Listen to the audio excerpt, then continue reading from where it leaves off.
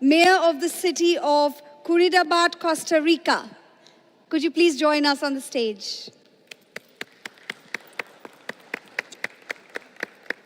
Lo Ah Tuan, Member Panel of Experts, Center for Livable Cities, Singapore.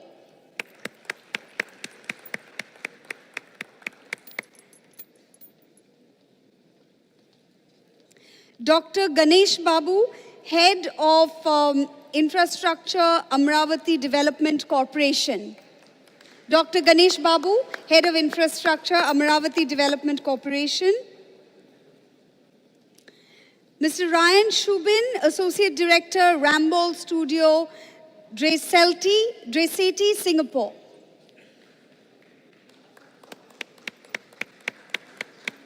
Thank you for joining us. Mr. M. Anand, Principal Counselor, CII, IGBC.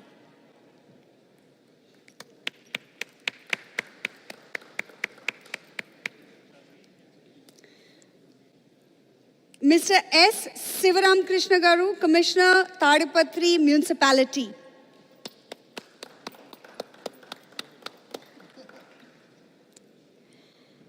And it's now over to the panelists. Please enjoy the session.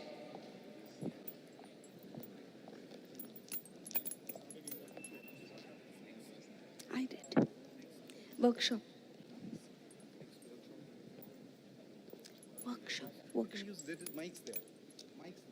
We have one more panelist I'd like to call to the stage, Mr. Daniel Carvalho. Thank you.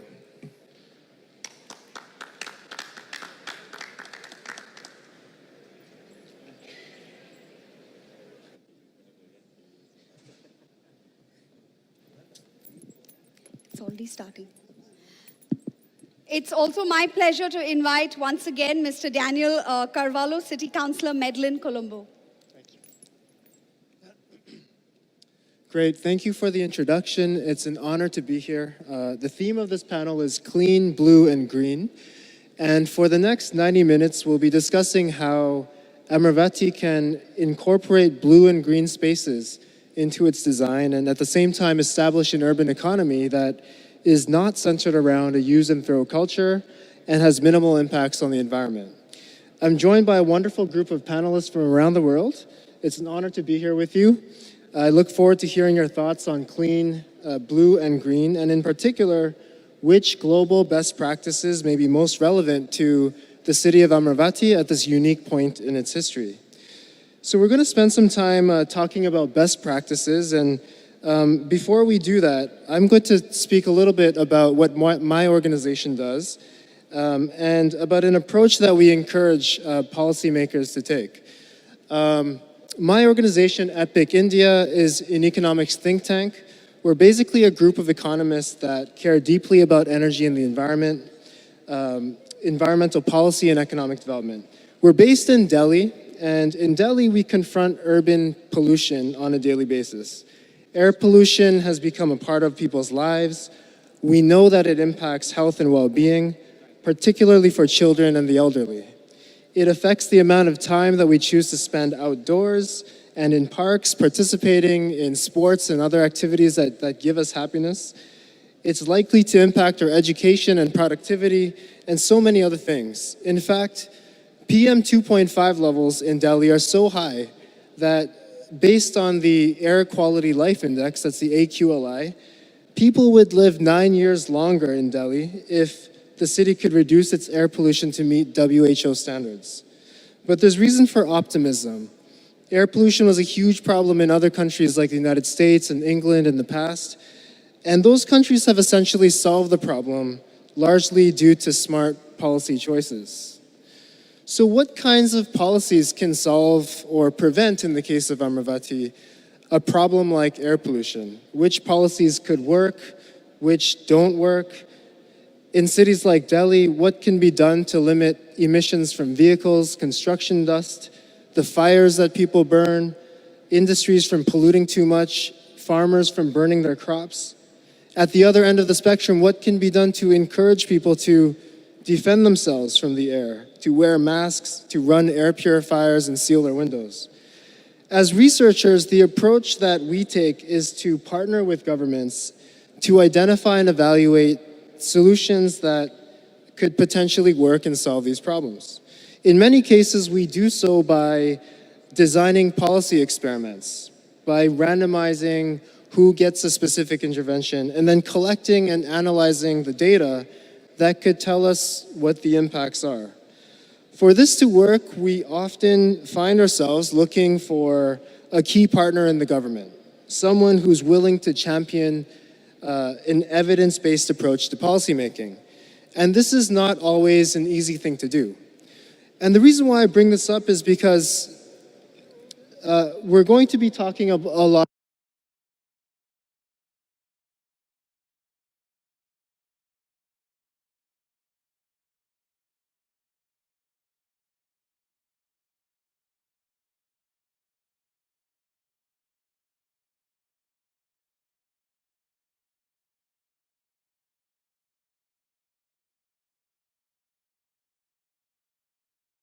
River.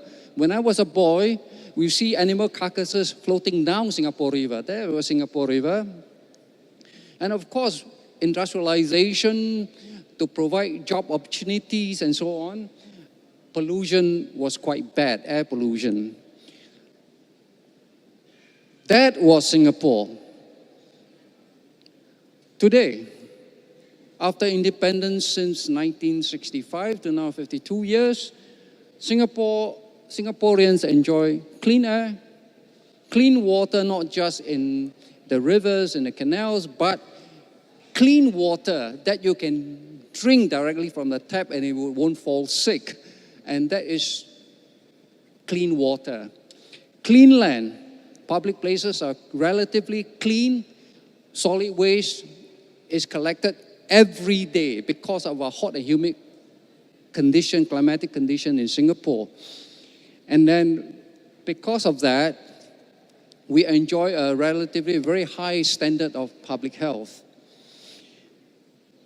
Now, all these did not come by chance.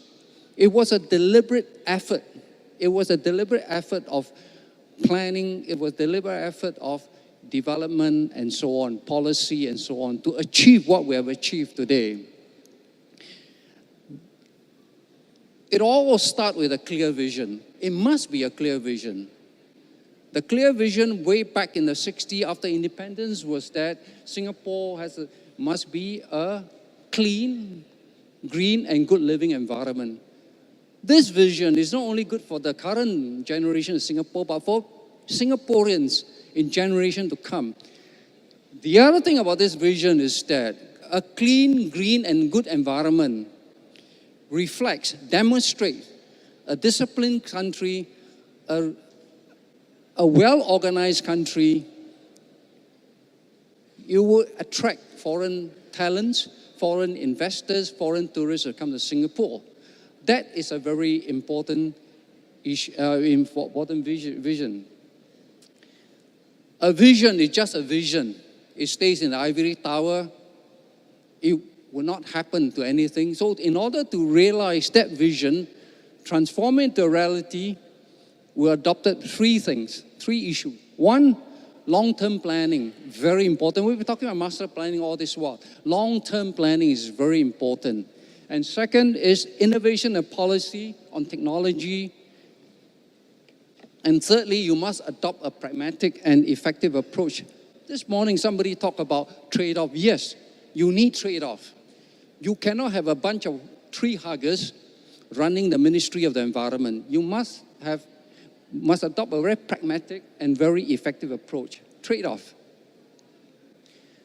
The strategy that we adopted to come all the way where we are today, clean, green, healthy environment, livable city, and so on. One, you must build up environment infrastructure. Here, environment infrastructure means wastewater treatment facility, wastewater facilities, wastewater system, and solid waste management.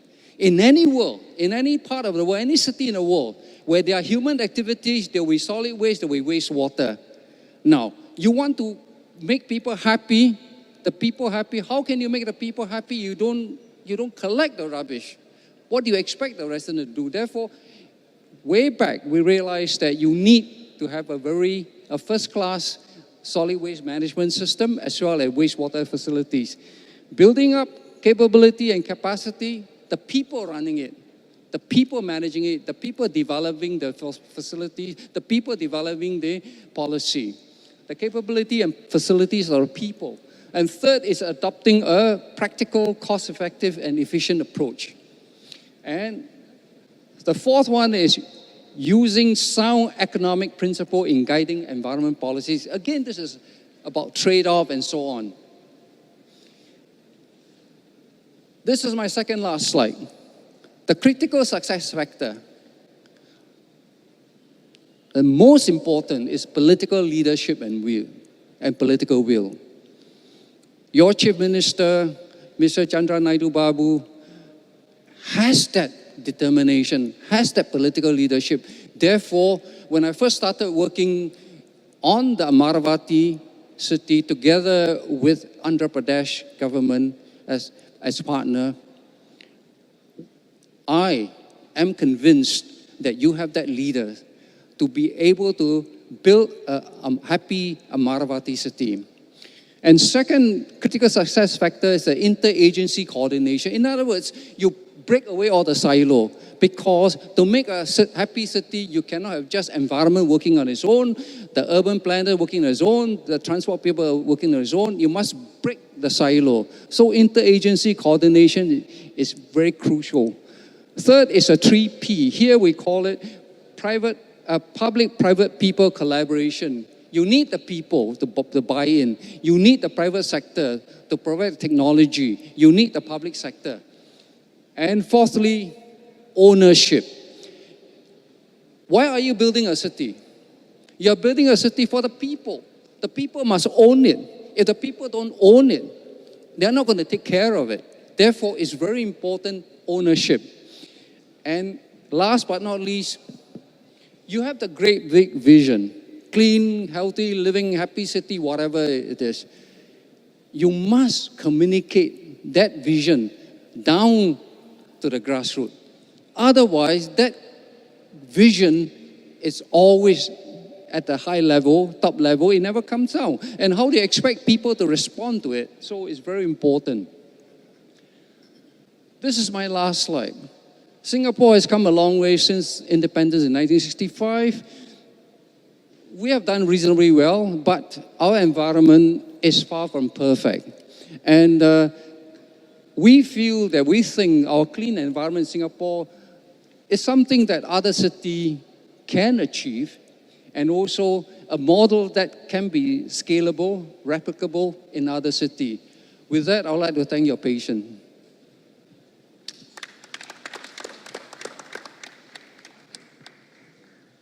Thank you very much. The next presenter will be Mr. Daniel Carvalho, who is a councilman in the city of Medellin in Colombia.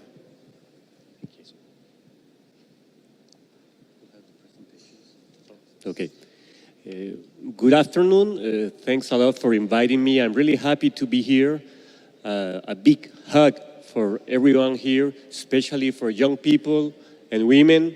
You are the key to a happy city. So I really appreciate you being here. 30 years ago, Medellin was the most dangerous city in the world. Today, we are traveling around the world, telling a story of a transformation. So in that story, we have a story of resilience that we cannot deny. I'll try to tell how and why we changed, we transformed the city, but I'll also try to tell what are the big challenges that we still have as a city. You have some numbers about Medellin, 2.5 million inhabitants, 23 degrees, 1,600 meters over the sea. So you can picture it in your head. So if we were the most dangerous the most dangerous city, and we wanted to change that, we had to change the story. We had to tell a new story. And in Medellin, we based that new story on education, innovation, and culture. What does that mean? How did we do that? So you'll have to see there a lot of new public buildings, libraries, innovation buildings, laboratories, museums, all public spaces that help us to take out fear from people. We used to live in fear in Medellin. We were scared. We didn't trust the others. So investing in public things was the best way, the first way to create a new story. But it's not always buildings. If we don't have arts, if we don't have culture, we cannot be happy. So we also invested in culture. Indoors culture, outdoors culture, big artists, small new artists, they were all supported by our city. We created a new methodology of how to work with the poorest neighborhoods of our city. We called it social urbanism. These sentences, the best for the poorest, is really strong. And we did it like that. We identified the most poor, no, the poorest or the most difficult neighborhoods in our city, and we prioritized it. We decided to invest the biggest amount of money in the people who had the biggest difficulties. It sounds obvious, but it wasn't at that time. So you can see public transportation, public buildings, public spaces. There we have the first public bike service in our country. It's free, it's great. But when we talk about Medellin, when people see the photos or the videos of Medellin, we must not forget that the most important thing is the people that were behind all this process, and especially the people that we made all this for. If we only make a city or a project for a prize or for a photo, for a magazine, we are forgetting the most important. The most important is the people we work for. When I tell the story of Medellin, when I studied it, I think we can resume that, we can synthesize that in one thing is we worked on recovering the value of the word public. Public spaces, public transportation, public education, public administration, and by that I mean politics, public participation, and by that I mean democracy. Usually, it is so easy and so common, we are used to talk bad about politicians.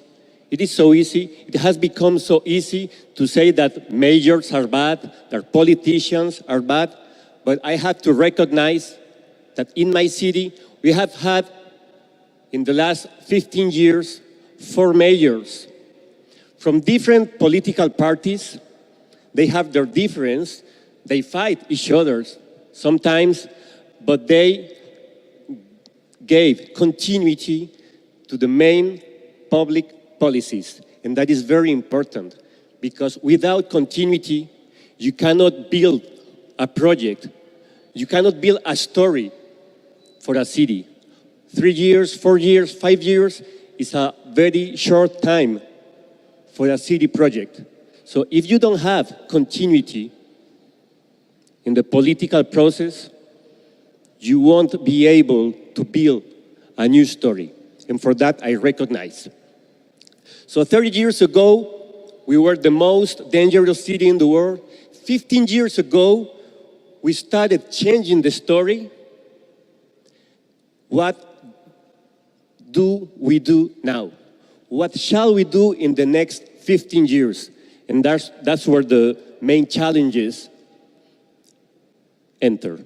I think if we want to have a green, blue, and clean city, clean valley, because my city is a valley, we have 4 major challenges. Clean air is the first one. When they say blue city, we think about water, but what I think first is the blue sky. And sometimes in our cities, in my city, we are losing blue sky.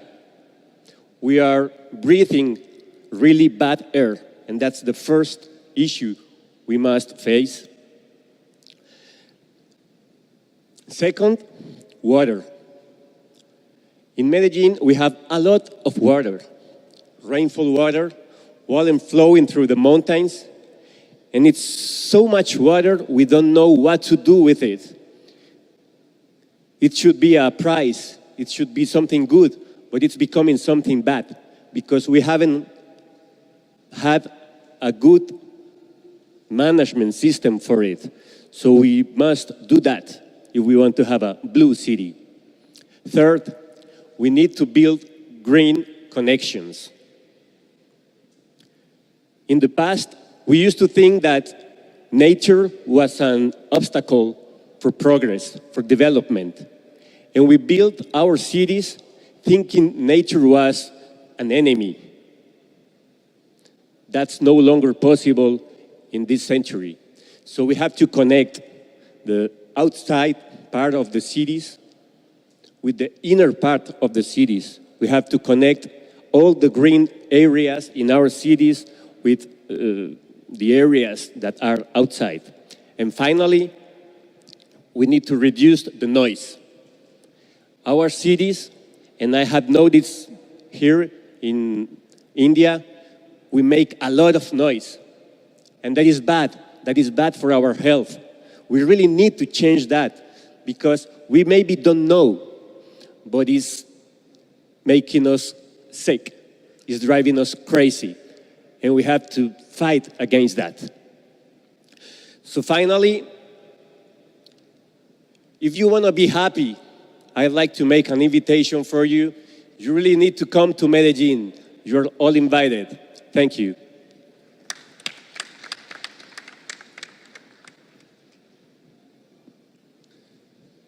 Thank you.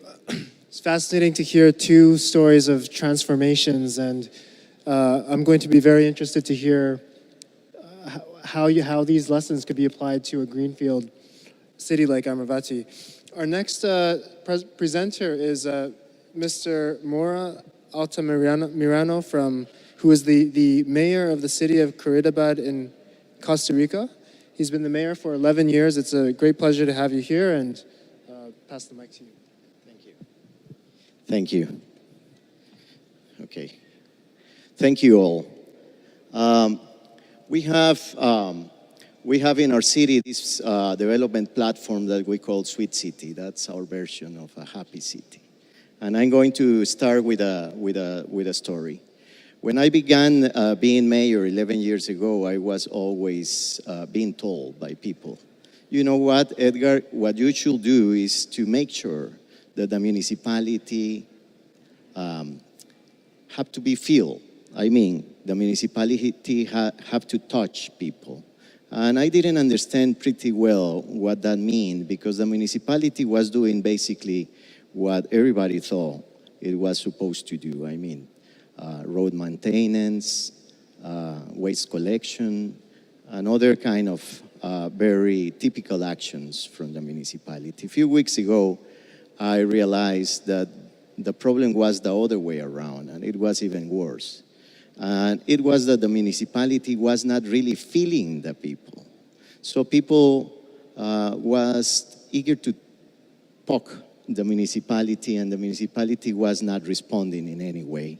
So we were not feeling the demand of the people, and we were not feeling the feelings of the people. So basically, I start to ask a question to every single public servant that crossed my eyes, and that question was the same always, and that was, how many people did we happy today?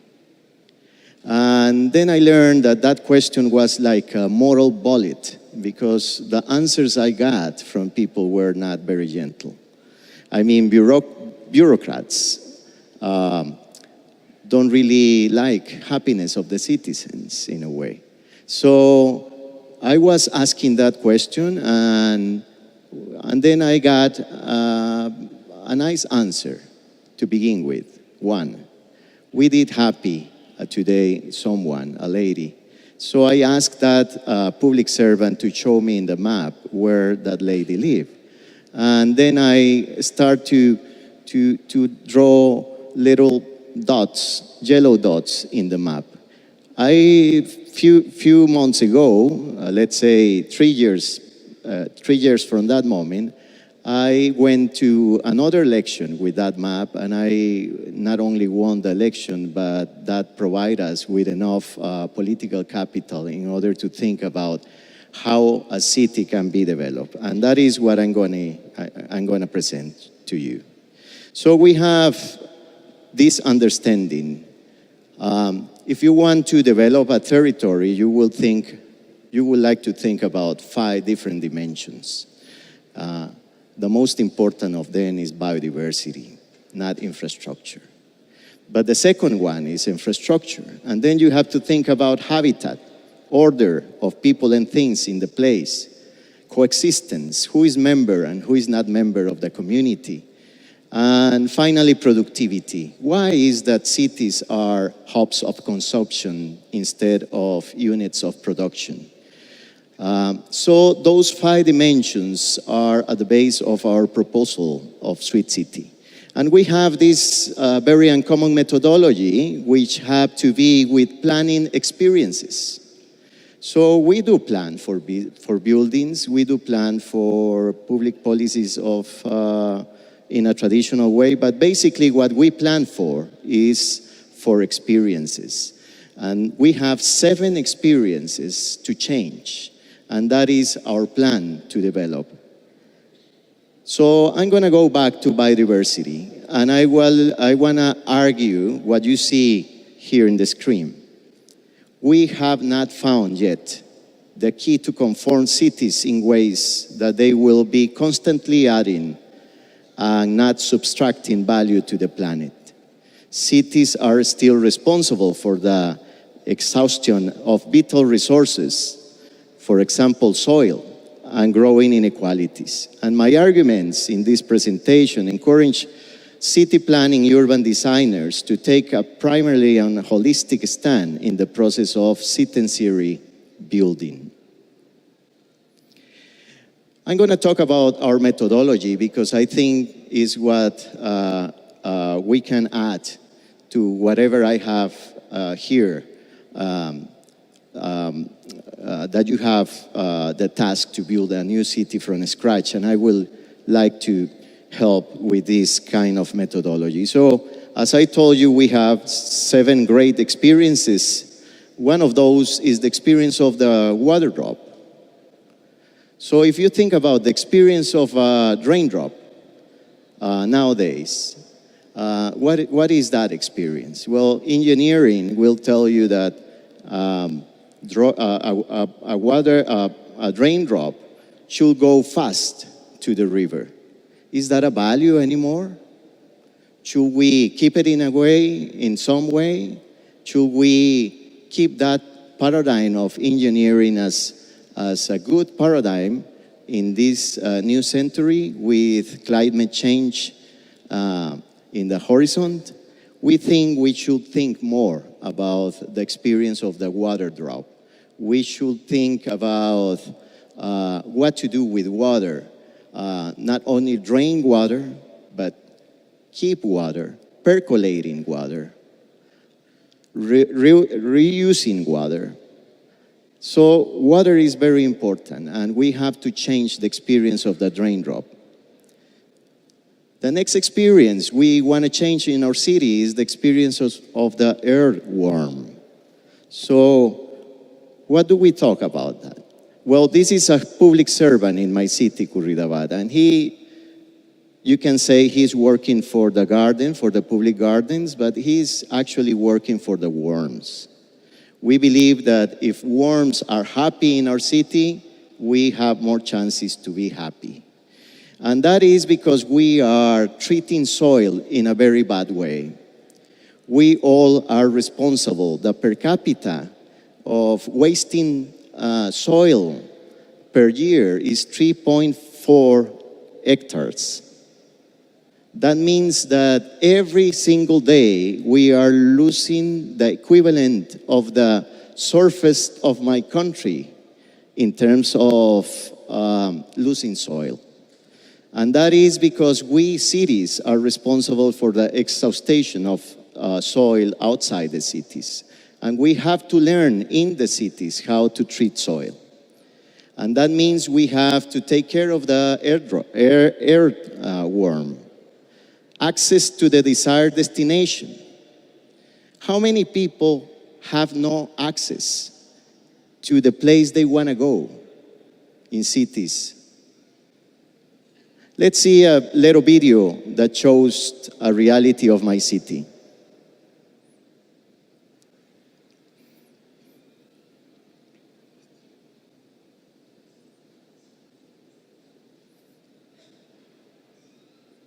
Experiencia de las personas que tienen problemas de movilidad en la ciudad, distancia, ruta, pero también calidad del aire, vibración en la calle, ángulos que tienen que hacer las personas que usan una silla de ruedas, por ejemplo, para poder lidiar con obstáculos.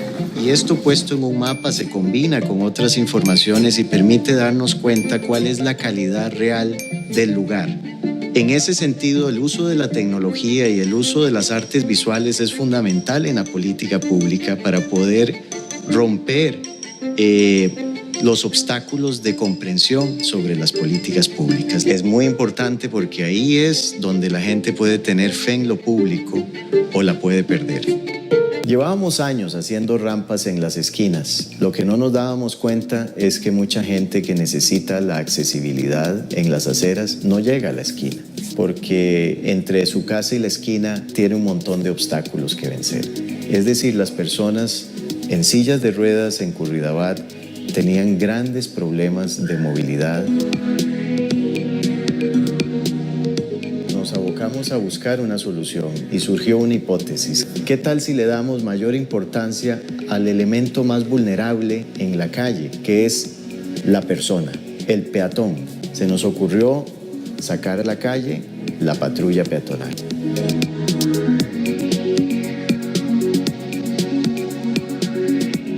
Tengo que ir por la calle debido a que la acera no es accesible y la acera está quebrada.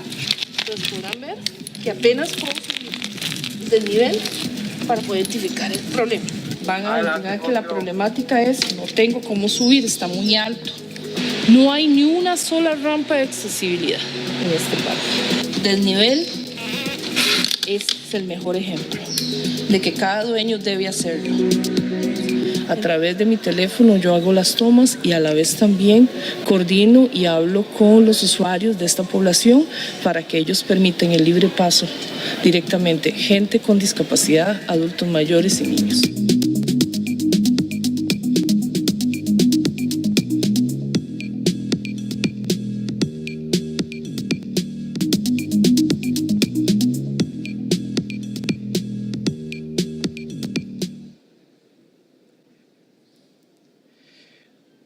So the next experience is what we eat. what we eat in cities. Is it helping? Is it not helping? Is it eating has a direct link to public health and especially to mental health. So if you have all your cells in a process of inflammation, you will not think well. And that is something that cities should address in order to have a happy environment. So conscious eating habits, it's very important for cities and very important for city governments to take in count. Trust in the inhabit site. This is Frankie. This is a hummingbird. Frankie is a friend of mine. He lives in my backyard. And he usually comes around when I'm taking breakfast, and he has a very, very strong opinion about everything. And I've been trying for Frankie to go from the backyard of my house, which is that is my house. So I have a big backyard, and then I remove the garage and plant a new garden in order for Frankie to go to the garden. And I've been trying to convince him to move from the backyard of my house to the front yard of my house. And I haven't been able to do that. So I asked Frankie, why is that you don't like to go to the front yard of my house? And he says, well, why don't you ask a girl? So in my city, we know that a girl, a woman, 18 years old, she covers the distance between the house and the bus stop in the half of time of a young man. And that is because the city is hostile to her in many ways. And she runs the street. And then I realized that we were building cities in terms of women for them to pass, but not for them to stay in the public spaces. And that is what I learned talking with Frankie. So trust in the public space, in the place that we inhabit, is a very, very important experience, especially because it has to be with what is the voice that the municipalities are listening in order to plan. We were planning for men for so many years that we just don't know how to plan cities for women. Mental wellness. There is sufficient scientific evidence that if you live in a place that is noisy, that is hot, and that is polluted, you will have more chances to have dementia. And that is something that has to be addressed by cities as they plan for people. Especially because elder people keep the richness of the community by remembering what has happened. So taking care of the memory of a community is something that should be of the interest of the city government. Finally, the experience of local governance. And what we do is to combine data with storytelling and what we call grammar graphic, which is a way of taking out the power of the politicians, because we relied on talking and writing in order to keep the power in our hands. But if we accept that our relation with people should be framed by drawings, maps, and other kind of graphical ways of expressing the different demands of people, we will share power with people. And then we will go into another era, which is not the era of the beneficiary, but the era of the citizen. And that is what we want to do in my city. So we have 7 different experiences to change in order to have a happy city for the people that live in that city. Thank you very much.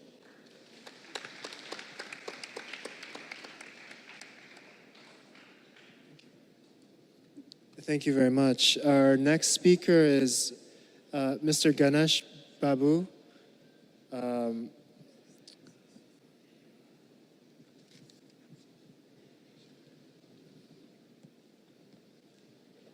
Good afternoon, everybody.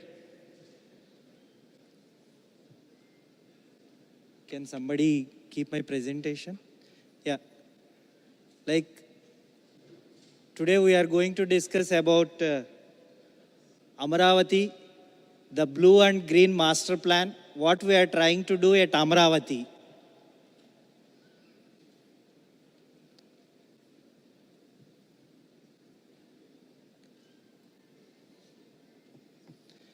Like yesterday we have discussed the entire area is around 55,000 acres.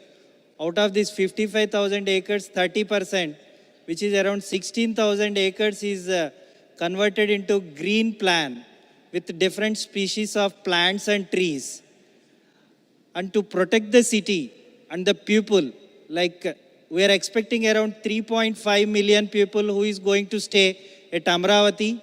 For their comfort and happy, the entire city need to make disaster free. That's why we have carried out flood mitigation works in the Amaravati. So we narrowed down to a canal network of 48 kilometers within Amaravati, like where 25 kilometers is provided through navigation with 30-meter green buffer on either side of these flood canals. So we also planned 3 reservoirs within the city, Krishnayapalam, Neerukonda and Shakamuru, which serves to the city if there is any crisis with reference to Krishna River from resilience point of view. Like these are some of the lessons which we learned from Center for Livable Cities, Singapore. When we planned this master plan with reference to infrastructure, like we kept 3 to 4 goals while preparing the master plan for Amaravati. Like people should walk from home to workplace. And yesterday our commissioner is also pointed out, like it's a 5, 10, 15 concept, like 5 minutes to hospital, 10 minutes to the schools and other areas, 15 minutes walk to the walking place. And this entire utility is planned underground, so no overhead utilities will be seen above the ground. Like this is the canal network, what we already planned within Amaravati city, and it is already under implementation through World Bank funding. Like this entire city is planned and designed for a safe rainfall of 1 in 100 years, so that it can serve to 20,000 cusecs. So accordingly, the pumping stations and everything is planned and under implementation. These are some of the cross sections, what we planned and trying to implement. Like you can see 20 to 30 meter green buffer all along this 48 kilometer network. This is with reference to blue plan. When we discuss about green plan, like all these wagus and canal fronts are connected with green. Like we can walk 48 kilometers or there is a facility to ride the bicycles in the green corridor also. Like the plantation works, what we are trying to do all along the roads, like there is a 15-meter green buffer which is provided in the master plan. So we are trying to implement plantation in a 3 rows with a well-connected way with the additional facilities. Like you can see such type of green works will come on our arterial and subarterial roads. We are trying to keep some entertainment facilities within these green corridors of 15-meter corridor so that children and aged people can also have entertainment. Like these facilities are connected to the land pooling schemes. So the people, whoever is residing in the land pooling schemes, can avail the benefits of this green corridor. Like you can see some of the images that we already planned and under implementation.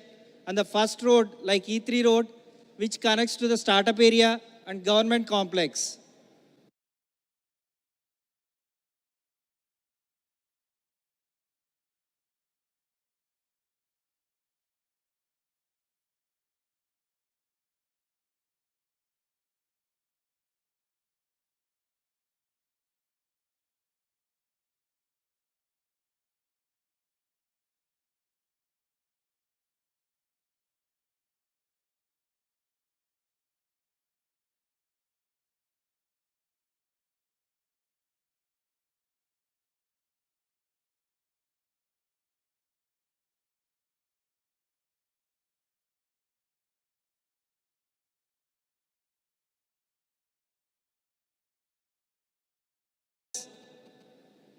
And resorts.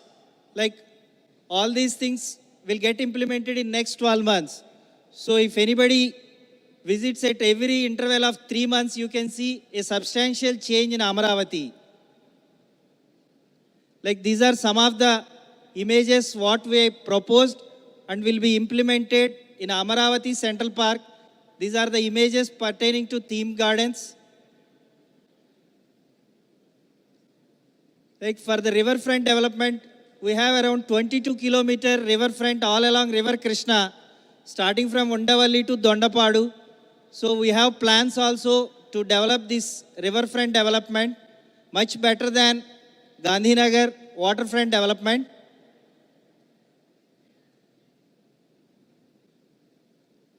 This is one of the projects taken up like Amaravati Vijayawada Gateway Project Limited. With the help of Vijayawada Municipal Corporation, like we are trying to integrate the railway stations and temple along with the River Krishna through walk to the River Krishna to enjoy and to get happiness. So these are some of the sections which we already planned and trying to implement within this project. And one more project is beautification of Neerukonda Reservoir. Like this, there is a reservoir which spread into 450 acres of area surrounded with the hill. So we are trying to keep the statue of NTR Garu so that the hill as well as reservoir can create a happiness within the capital city. And one more beautification work that what we are planning to do is like keeping Dharma Chakra at Varadi Junction. Like this is the entry point from Guntur to Vijayawada.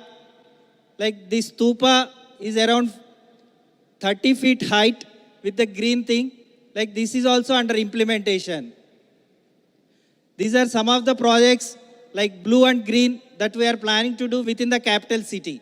Thank you.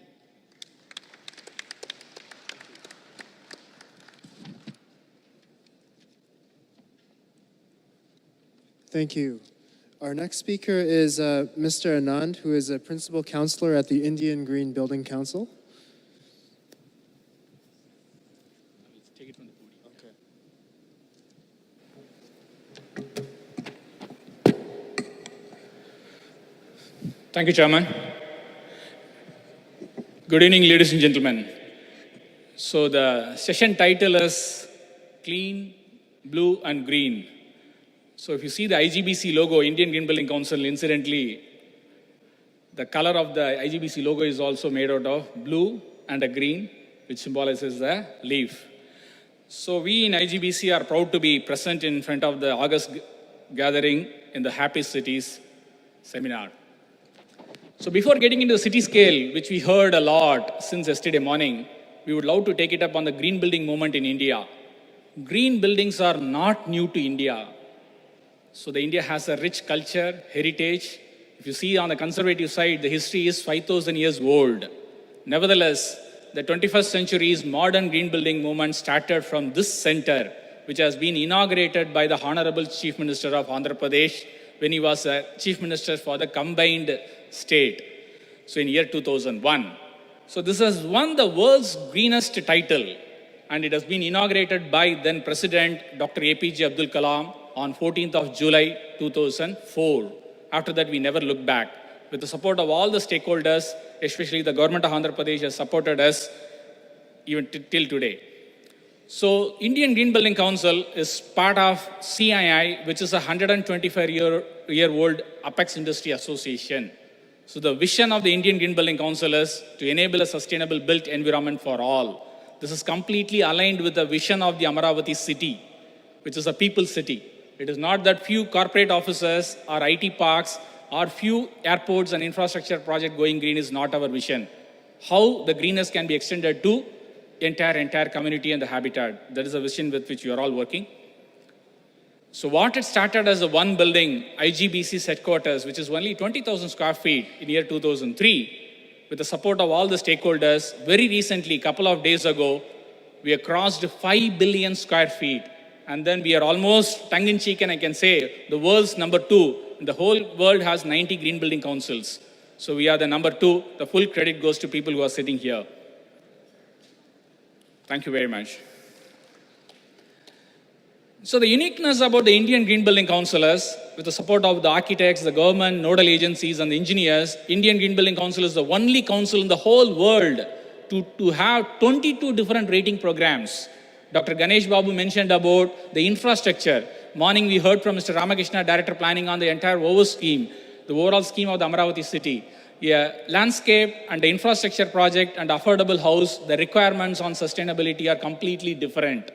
So that's why Indian Green Building Council is the only council to have 22 different rating programs to suit every building typology. You heard from the Honorable Chief Minister yesterday. We want more hospitals. We are having a lot of institutions. We are having government offices, secretariat buildings. You name any building typology, we have a rating tool and a rating program to address on the sustainability.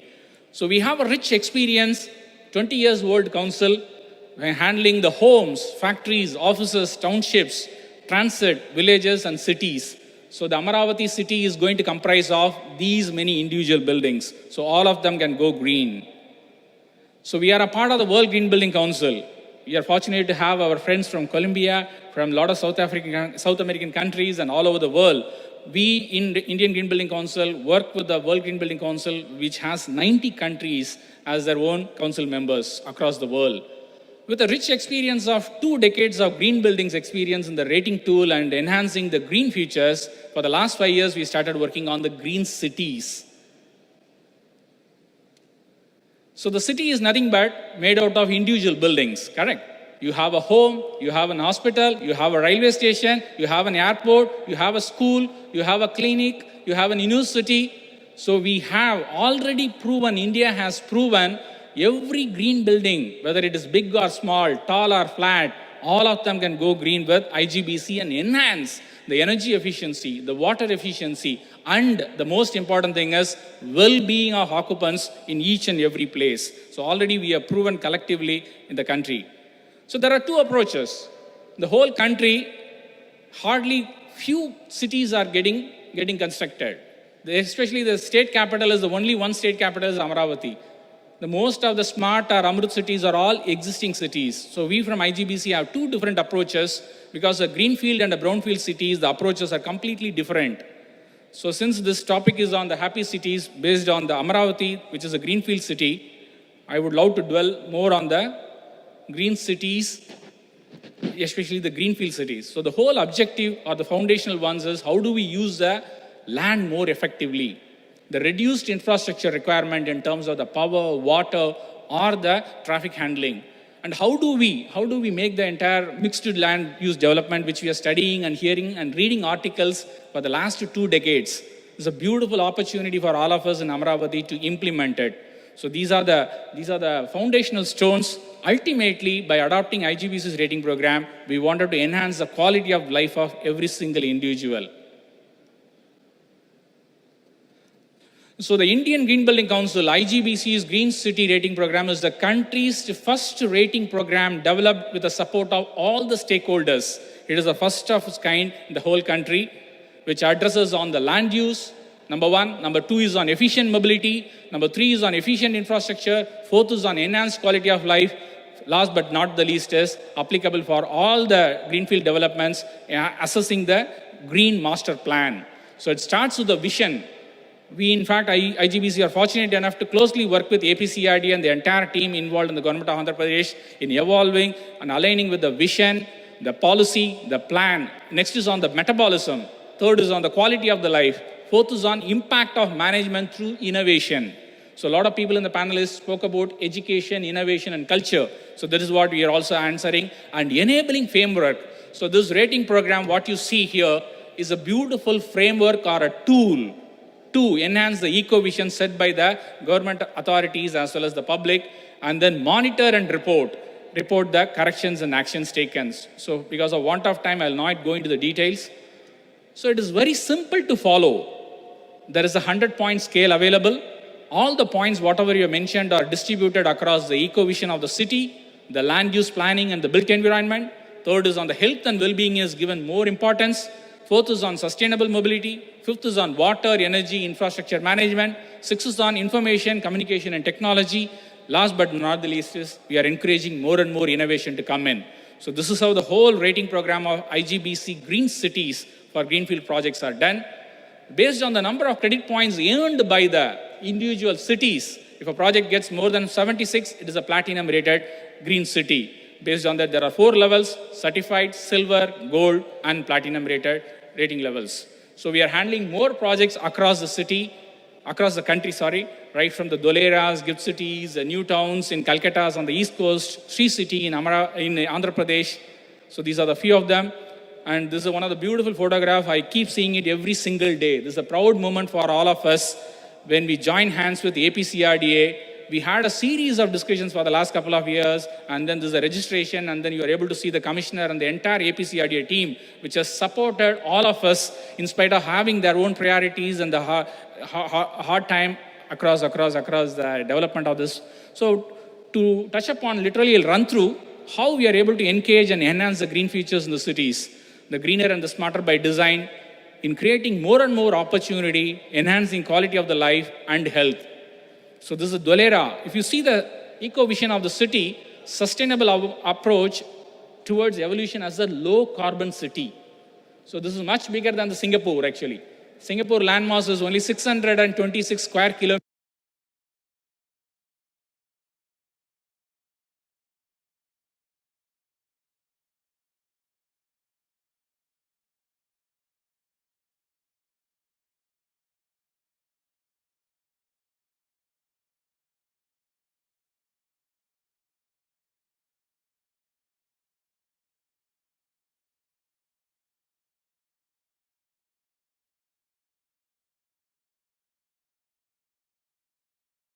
Our IGBC Green Cities Rating Program. So I'll not go into the details. And then we'll come to the Amaravati. You heard more from APCRDA and others, so I'll not go into the details. So this is a very important photograph. Yesterday, our chairman, Dr. Premsi Jain, handed over the plaque to the Honorable CM of the Andhra Pradesh. This is the world's first state capital city to adopt and get a platinum rated highest level in the whole world. Let us give a big round of applause to the entire people sitting here, especially the APCRDA team. This is a very, very proud moment. In fact, we got a message from the World Green Building Council chairman appreciating APCRDA and government of Andhra Pradesh. So you heard more from them, because as from the IGBC Green Cities perspective, the city's vision should have every building which is coming up within the Amaravati city limit boundaries should have go green. So we are going to closely work with them. You heard more from the vision from the Chief Minister, Honorable Chief Minister, net zero on the waste, net zero on energy, and then 80% of the public transport. You heard from APCRDA team, 5, 10, and 15. 5 minutes to any emergency service, 10 minutes to the parks, 15 minutes to your workspace. And the beautiful green and blue line, you heard more from the ADC very recently, 2 minutes ago. The zero waste vision. Already it is an amazing, amazing project to have all the systems by design. And then the gift city, wherein we assigned an MOU similar to APCRDA's Amaravati city. 100% of the buildings within the gift city in Ahmedabad is all going to be certified by IGBC. And these are all the live examples. The city has a very high-rise IT park. a data center, and a school, which is already certified by IGBC. Similarly, a couple of years from now, we will make a presentation. Amaravati's every individual city will also be going green. So this is a beautiful green waste management system already operational in India, in one of the green cities certified by us.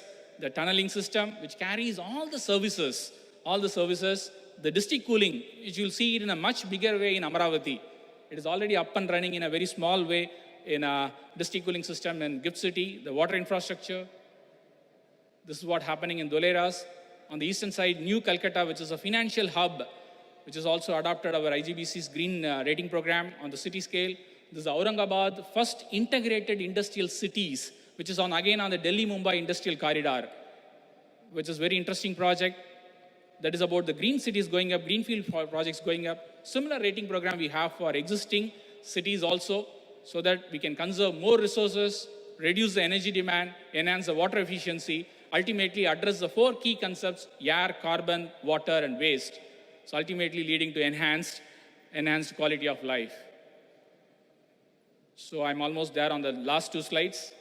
So how we are going to address it, as I said earlier, we closely work with the APCRDA team in the development capacity and the environmental capacity, and IGBC rating program on green cities is a beautiful tool to further enhance the greenness. To sum it up, ladies and gentlemen, green cities offer a huge opportunities for all of us to address the challenges with respect to environment, climate change, and this gives a tremendous benefit for each one of us in terms of bringing down the reduced infrastructure costs.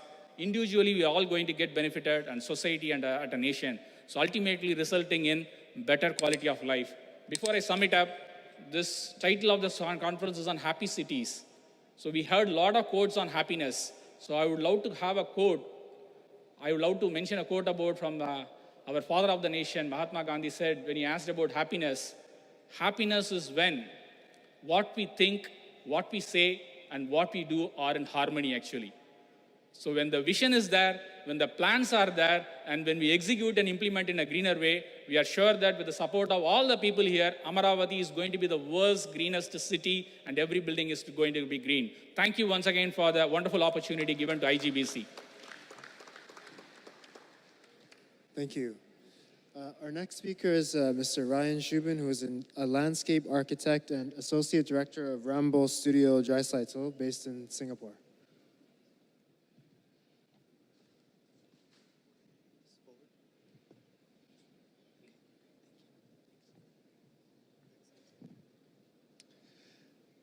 Hello, yes. Thank you for having me here today. I'm excited to speak with you guys, everyone, about the integration of a green-blue approach. I'm a landscape architect myself, and today I'll be speaking a lot about both water and land and how it can be integrated into a city in a harmonious way. But before I go into the strategies, I'll be also speaking about the approach and then 2 case studies.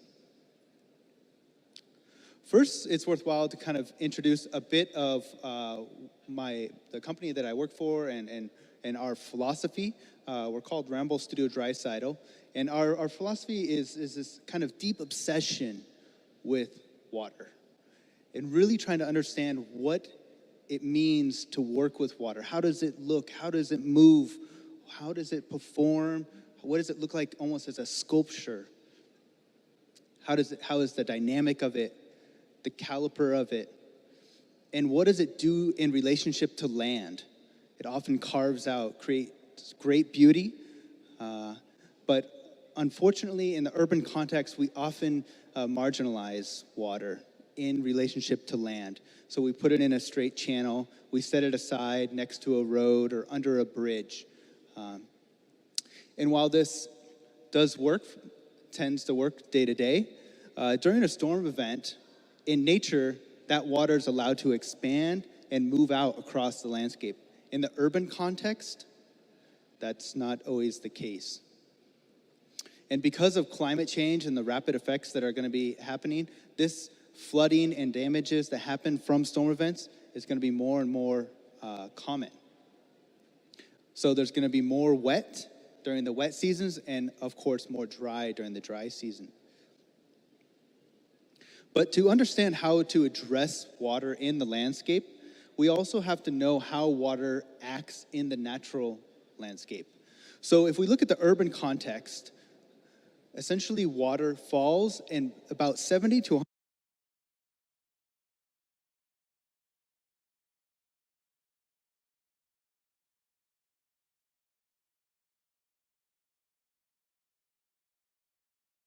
you tend to get this peak event. So if you're an engineer in the room, you understand what a peak event is during a storm. It means your kind of max capacity. And you have to design for that. You have to create huge drains and huge, unfortunate infrastructure that's only used during that 1 or 2 storms a year. But if you can create it more in the sense of what nature does, then you don't have to create such massive infrastructure elements. And so this strategy is often called blue-green infrastructure. It can be integrated into the urban context in a very beautiful way, which adds value to the whole community. In Singapore, where I live, this strategy is called the ABC Waters Strategy. And there, it's a very much a look at how to use different tools, different strategies to then implement into the urban context that actually catches the water, cleans the water, beautifies it, then activates it while allowing people to get close to the water. Then it becomes an amenity for the public. So the overall goal often in urban design, a lot of times it's about trying to fight off the water during a storm event, but using this more natural approach, the idea is how to integrate the water and allow it to then perk back into the ground or evaporate like it does with nature. And then this offers a paradigm shift in the way we plan cities. So typically, you plan your buildings, your roads, your big infrastructure, and then you just set that on the landscape. But in this new way of thinking, you understand your ecosystem, how water performs before anyone touched the ground. Then you plan your roads carefully around that, and then your buildings in between those roadways. And so I want to address 2 case studies that I have that we've done in our office. One is in Singapore. It's the Bishan Am Mo Kio Park. Here you can see how we utilize nature as a resource. So this was the existing condition of the Kallang River when we started the project.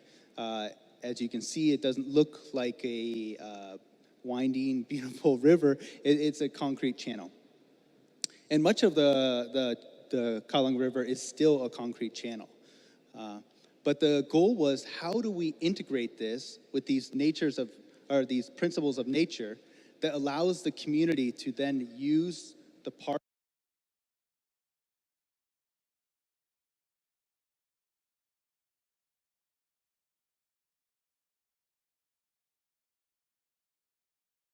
people from all around the country to come and actually touch clean river water, which is quite rare in Singapore.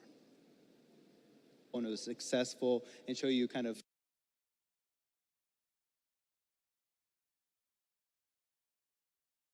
landscape architects, road maintenance, everyone came together and thought about how to create solutions within the existing urban context. And this kind of formula or step-by-step process was created in which blue-green strategies could be implemented within the streets, within the urban fabric. And this was through risk management and a financial understanding of the cost-benefit ratio of this condition. And through this, we create a toolbox, a kit, if you will. So there's 8 different strategies that can be implemented at different places around the city when the government decides to implement them in phases. And each of these strategies then equip the city in a new way to handle the challenges of storm events. So this is a street boulevard. And then during a storm event, it's allowed to flood the middle of the street. Why is this a big deal? Well, before, the middle of the street was the same level as the roads. That meant the water flooded into people's houses, causing massive damage. Now the damage happens in the low-cost median of the streets. And park spaces. Before there was park spaces, of course, but by simply lowering the contours of critical spaces, areas became floodable, which added capacity for those storm events, and then there were safe passages created through these public spaces. And in conclusion, the benefits, the cost benefits of this allowed for about 3.3 more activity space for the community by using these different strategies throughout the city. It added actually real estate value by 10% to the existing buildings and projected saved 200 million euros worth of potential damage in the future based on risk analysis studies. So this shows two case studies on how blue-green approaches can be applied to a city and add value, add a happiness, and make a greater community. Thank you.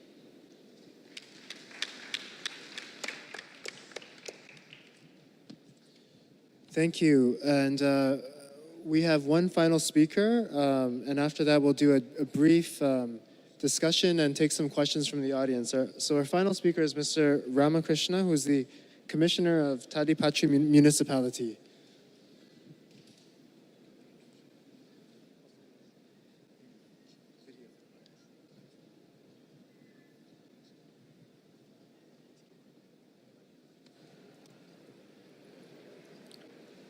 Good evening, everybody. No, this is a video. So I'm Sivaram Krishna, Municipal Commissioner, Tadipatri from Ananthapuram district. Just I want to introduce my city. Just observe the video. Sound.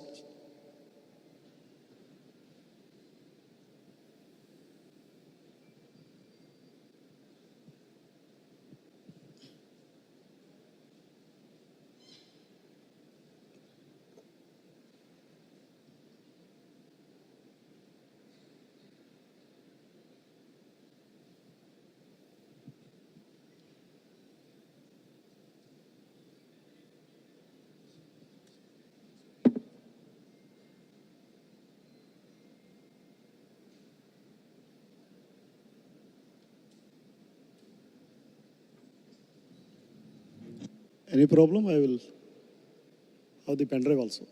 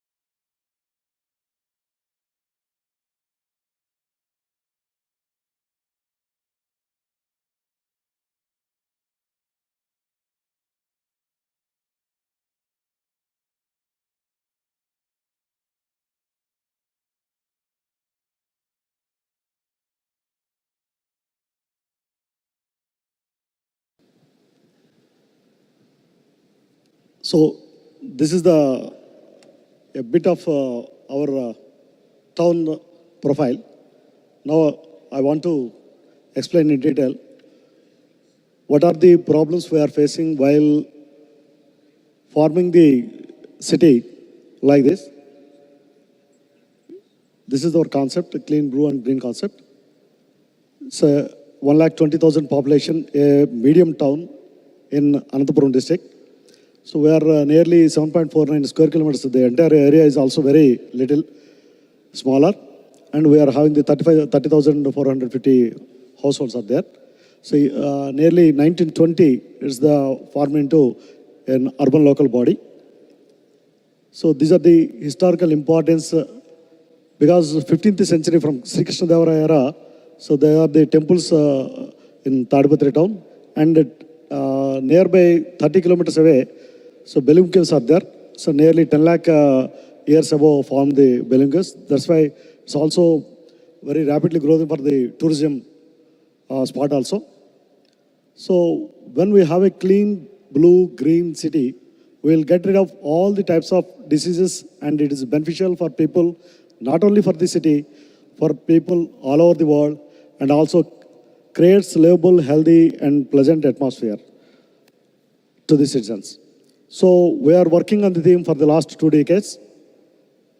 So this is the main points we are facing for the solid waste management, liquid, plastic and Swachh Bharat activities, and greenery environment protection also.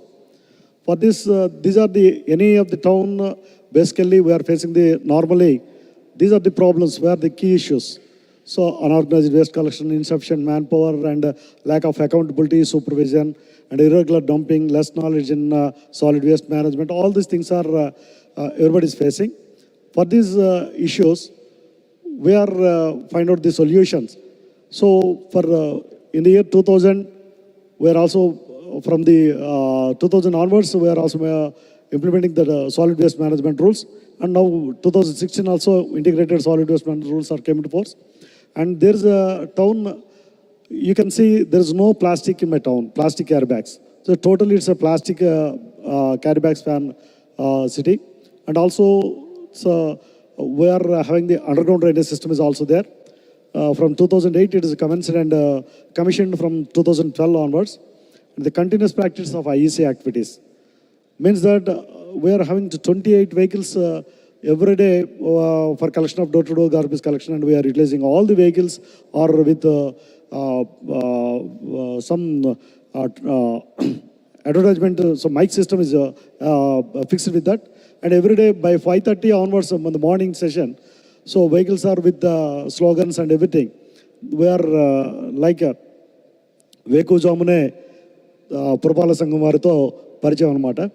So similarly, we are also massive tree plantation, and we are also continuing we are also collecting the user charges and other imposing penalties. If anybody violating the rules, there is a lot of penalty provision is also there in our bylaws. So these are the images, the town about the Swachh Bharat and other activities. So recently, before the initiation, and now the government of AP has given the clear guidelines about the solid waste management for in GMS number 279. This is the scenario we are totally on whole town basis survey. We are taking up micro packets preparation and supervision and everything, and real-time management is also. So strictly it's implemented there. Like this is the total physical composition of waste out of 50 tons every day we are collecting the waste, and for which 55.57 is the organic material, and all other are the other materials like plastic, glass and other things. And this is the processing. From directly in my town, there is no midterm or any other dumping place because it's a dustbin free city. That's why totally from kitchen to compost, we are planning for that. After that, secondary source aggregation is there. There is also windrow and other like box composting and other things are also there. And the hotel waste and functional waste will be shifted to pig growers and other thing like Operation Varaha. And we are also feeding the pig, supplying that waste to the pig growers. And the dry waste, we are entered an MOU with the neighboring cement factories. For the entire dry waste, so far we are collected is directly to the to the Ultratech cement factory. In turn, their CSR funds, they are giving their willing and consent to spend the development of the town. So totally wet waste is created as manure and the dry waste is directly sent to the cement factory for co-processing. And the hotel waste and other things are for the animals like pigs and other things we are supplying the same. This is my compost yard or pictures. It's not a compost yard, it's a resource park. You can see there is a lot of greenery and development, other things are also there. There we are also, organic culture is we are also taking a good initiative. So these are the organic vegetables. In my town, every week, out of the wet waste created, manure prepared, nearly 8 acres of land is cultivated for tomato, brinjals, and like our gongora, chikudu, and other all those things. So every weekend, we are supplying the organic vegetables to my health workers, my staff, my public representatives, and my senior citizens in my town, because nearly 200 to 300 quantity of all the vegetables for each category we are cultivating. And all the material is supplied to free of cost to my staff and other persons in the town. Like that, it's a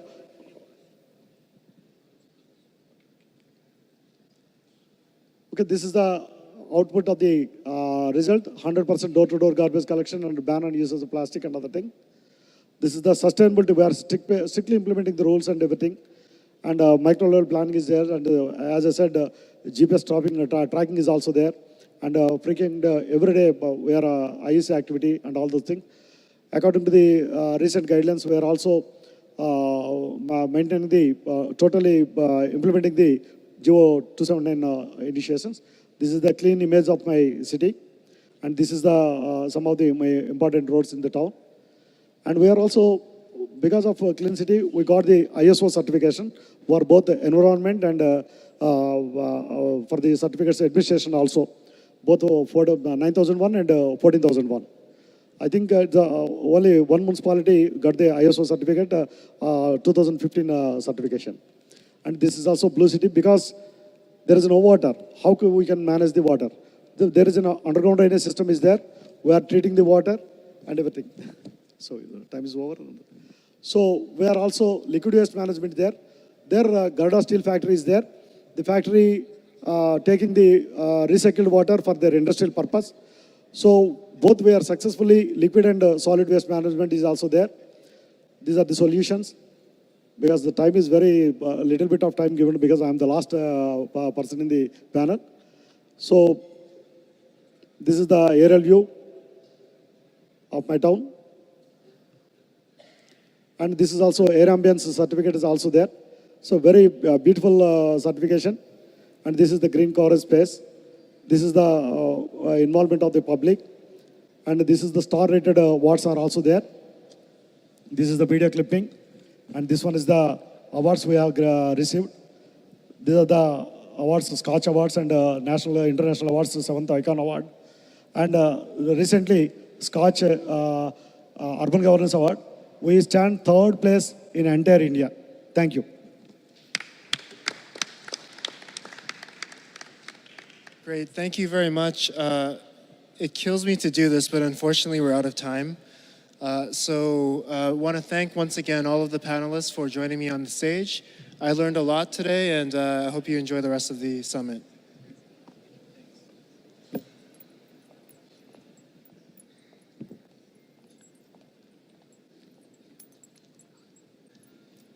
Thank you so much. Thank you to all our panelists. I request you to stay on the dais because we'd like to thank you. Questions? We have time for questions? Do we have time for questions? Yeah?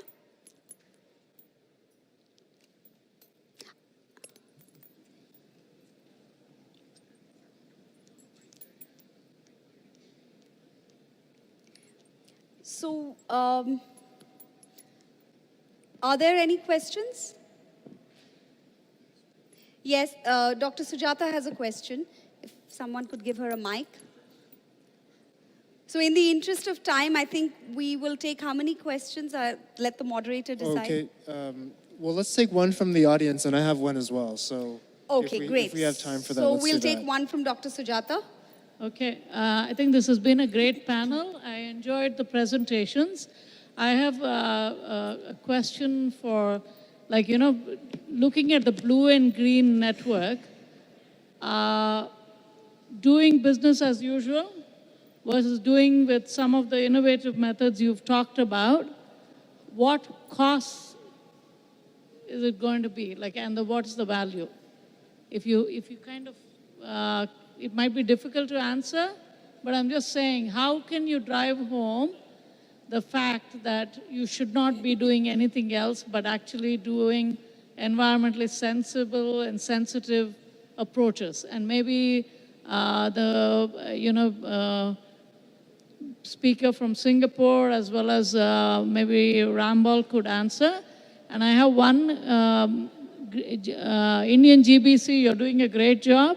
I just wanted to say one comment is you said green cities equals green building. There's a lot more. Part of it, okay. And I enjoyed the presentation from both Medellin and the city from Costa Rica. A lot to learn from both of you guys. Thank you.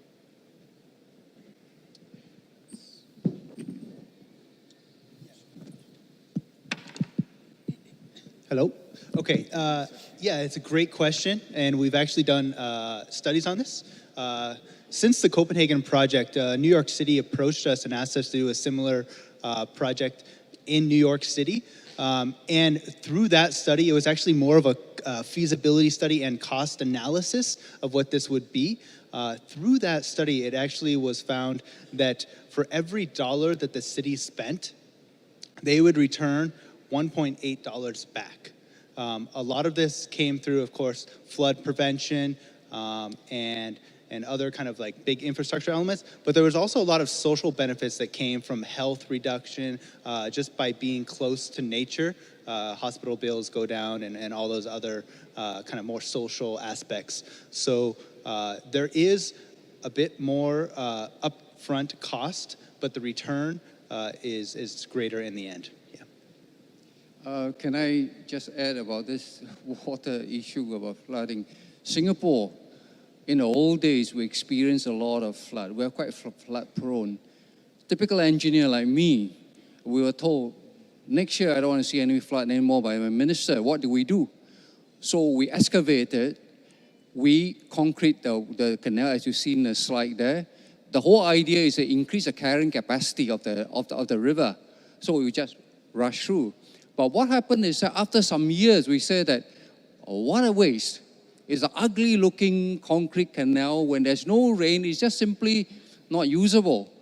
And Singapore was short of water. And that's where we started what we call ABC Waters. It stands for Active, Beautiful, Clean Water Initiative. Now, the concept is that you can turn this concrete canal into beautiful canal by meandering the whole thing. Unfortunately, we have to dig out all the concrete, right? And we will reuse the concrete also for the building of the site and so on. Then we have beautiful landscape and so on. For the people, now these are intangible. Intangible is that it created community space for community bonding. The other intangible is that people get closer to water. They learn how to love the water. Once they love the water, they know the value of water, they will save water, they won't waste water. Therefore, there's quite a lot of intangible benefits. At the same time, it also helps in our flood prevention program. Thank you. Thank you. I've got one question. Let's take one more question from the audience. But before we get there, I've got one question for the panelists. We've heard a lot of presentations today talking about amazing infrastructure and buildings and environments that could be created to introduce blue and green spaces into the environment.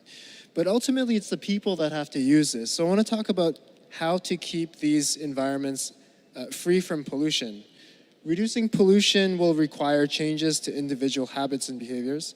And typically, we try to design penalties or incentives to regulate this kind of behavior. It's also possible that norms can have a powerful effect. So my question for the panel is, in your cities, how have you used penalties and incentives? What role has norms played, and what has caused these norms to change over time? And is there a way to establish a new code of behavior for a greenfield city like Amaravati? Hello. Well, I think the best incentive is proximity. If you can walk everywhere, if it's attractive, agreeable, walking everywhere, you're going to do it. So for Amaravati, I think you must think about that. If we want people to walk, we must create an environment that gets people to walk. You must pay attention to that because it's 35, 40 degrees outside. If we want people to walk in that climate, we should be planting trees right now, a lot of trees. If we don't put a lot of green, people are not going to walk. So that's for incentives.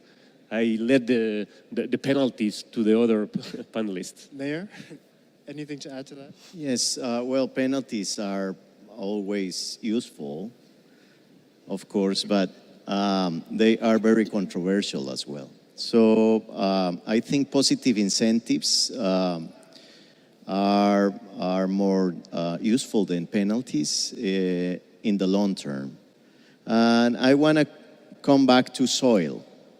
So because there is a relationship, a link that we always try to avoid between carbon and soil.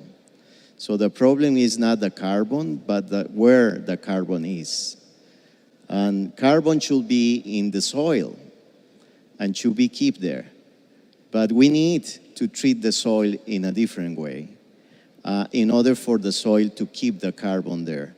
And I believe that cities are not really pointing out the importance of soil just because we use soil outside the cities. And that brings me to a very tricky thing that we always do.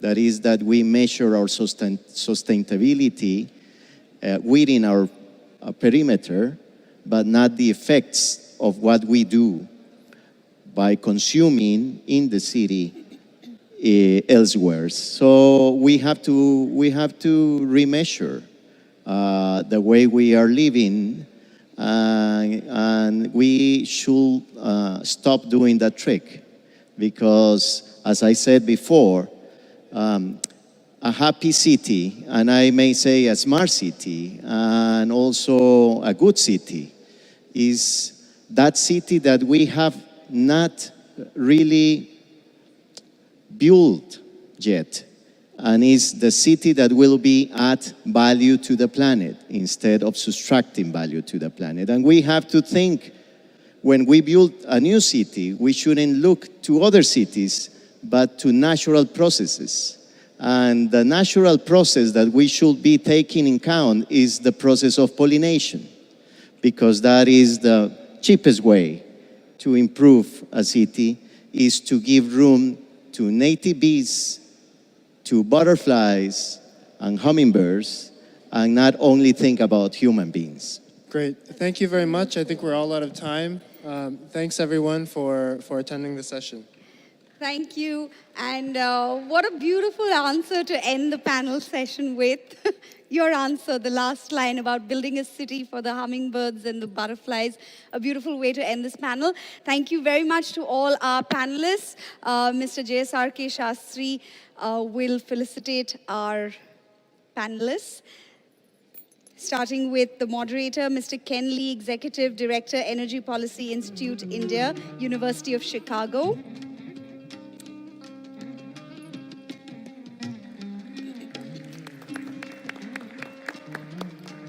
Mr. S. Sivaram Krishna, Commissioner, Tadipatri Municipality.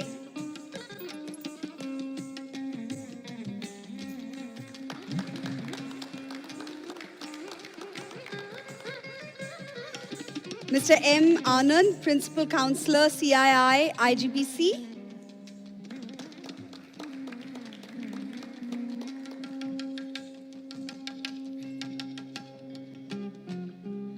Mr. Ryan Shubin, Associate Director, Rambol Studio, Singapore.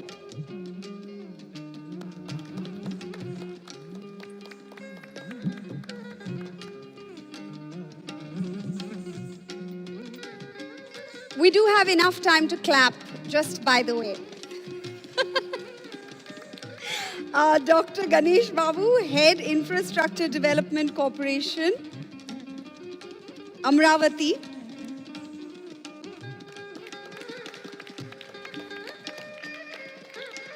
Thank you, what a wonderful audience. Mr. Lo Ah Tuan, Member, Panel of Experts, Center for Livable Cities, Singapore.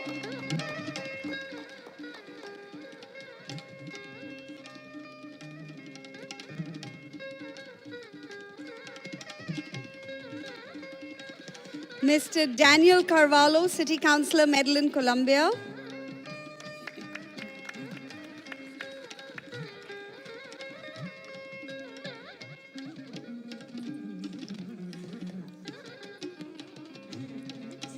He's traveled 45 hours and made it through 6 airports to reach Vijayawada. Can everybody clap a little bit louder? Wow, thank you so much. Mr. Edgar Mora, Mayor of the city of Curitiba, Costa Rica.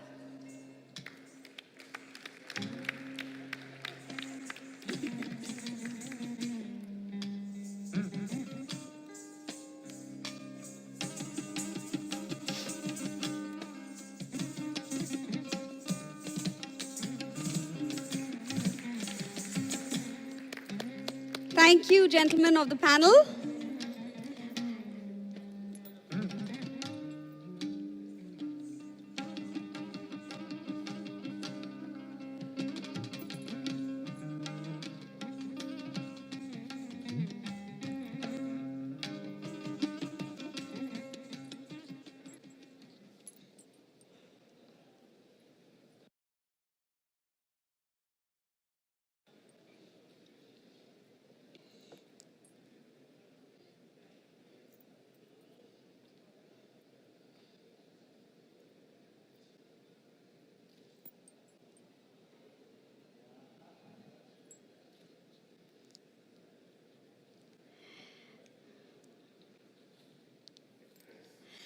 So it is 5:45 and we are all set for the pitch competition part 2.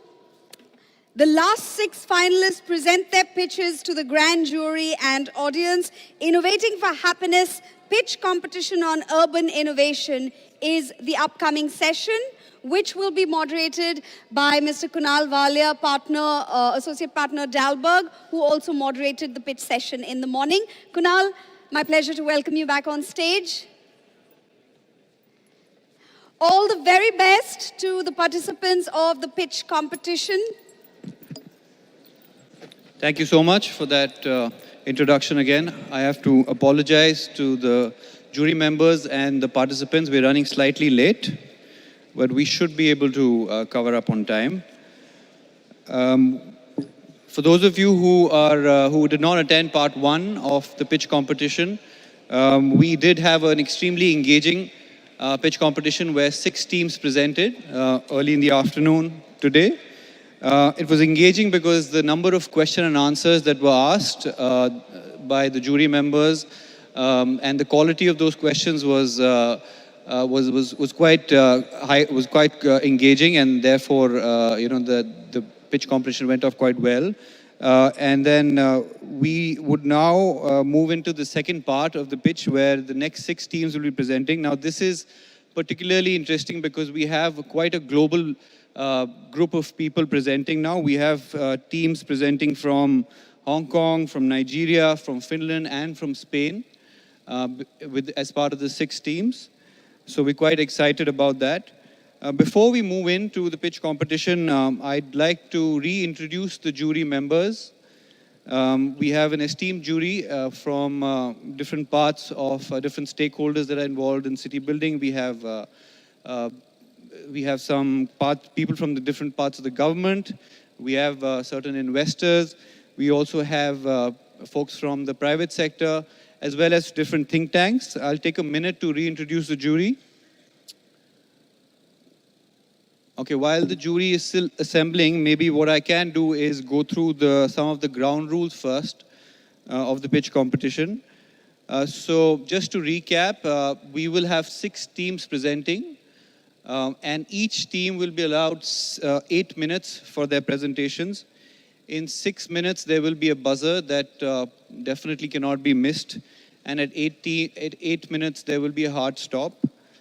Each team will be allowed 5 minutes for question and answers.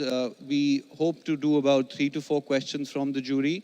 And if time permits, we will be conducting some more questions from the audience. So 13 minutes per team. The jury members will be rating different teams based on a set criteria we have. The criteria involves, there are 3 separate parameters. Number 1 is what kind of impact is the solution providing, and how relevant is it to the city of Amaravati and the urban development in general? How scalable and sustainable is the model? And finally, what is the experience of the team members and how relevant is that?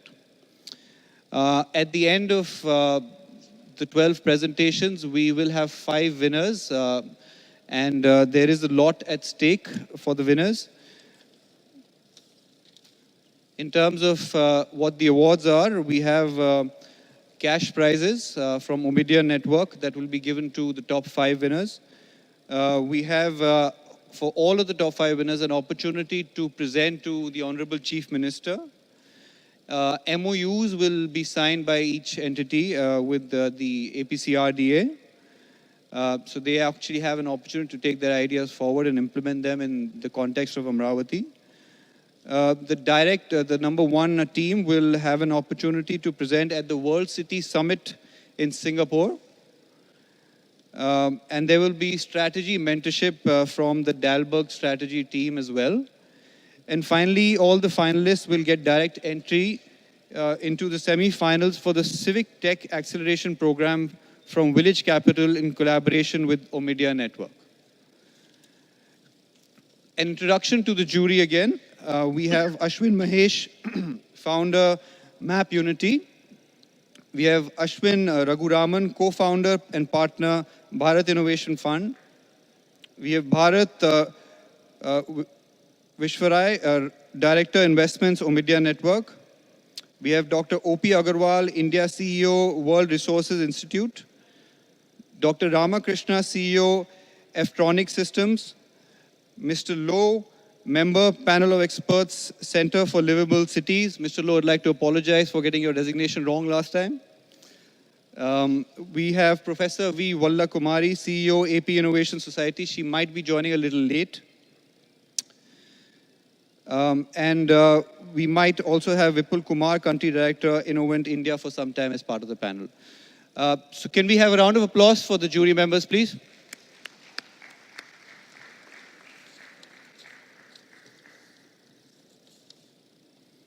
All right, so let's jump straight in. The first presenter is actually presenting using a video conference directly from Hong Kong. The name of the organization is James Law. So can we have that set up?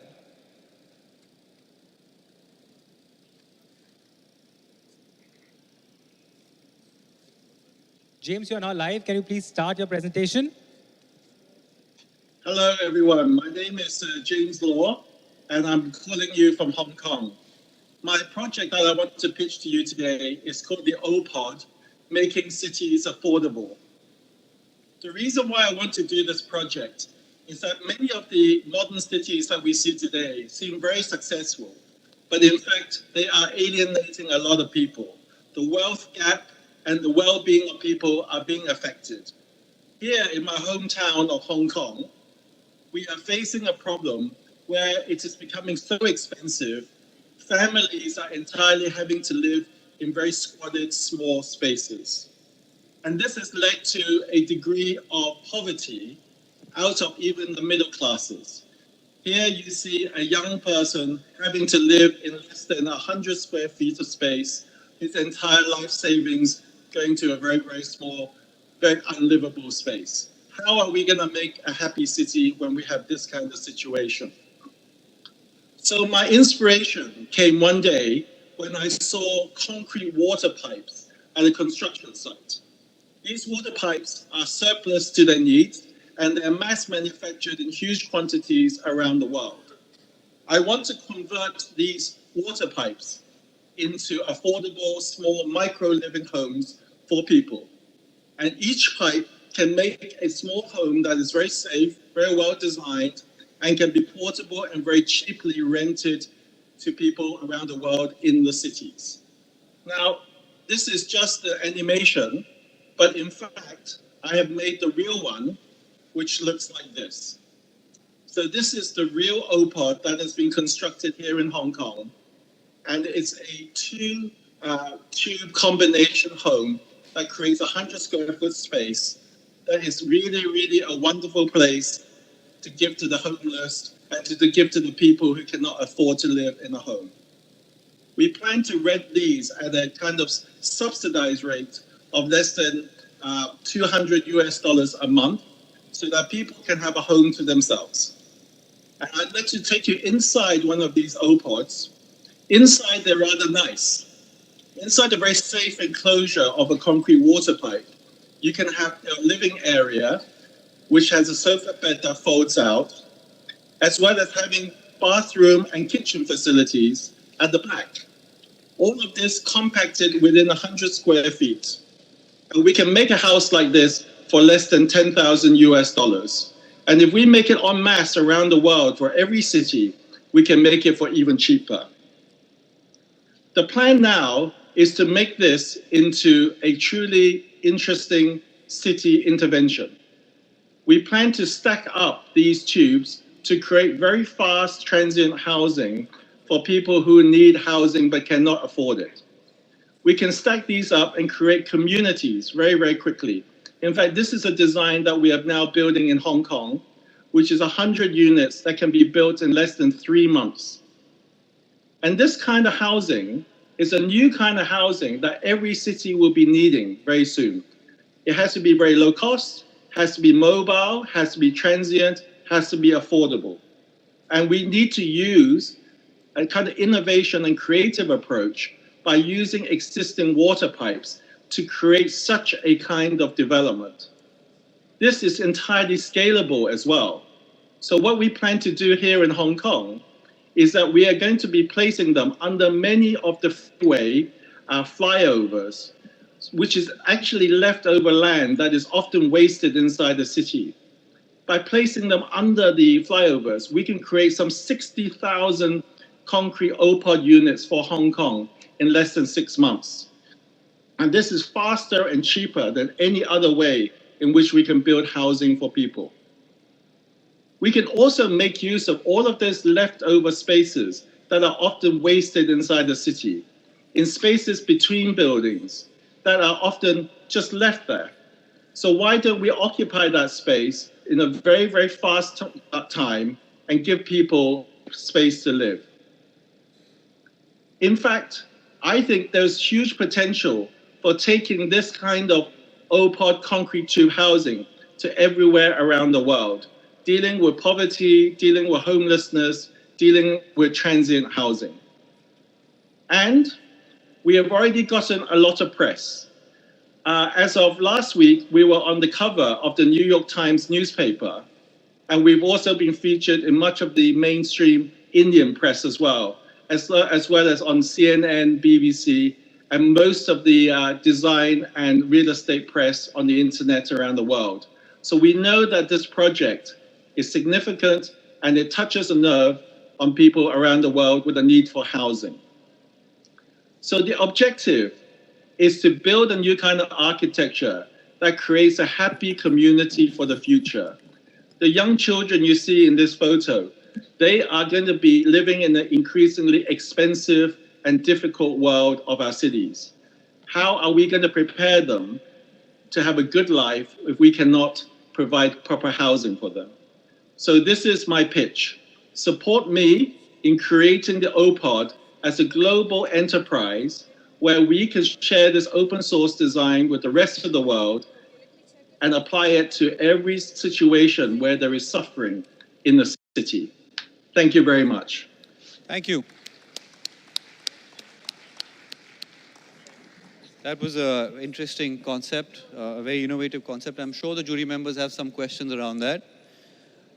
We'll take questions now. James can hear us directly. I can hear you. Thank you. Perfect. Over to the jury.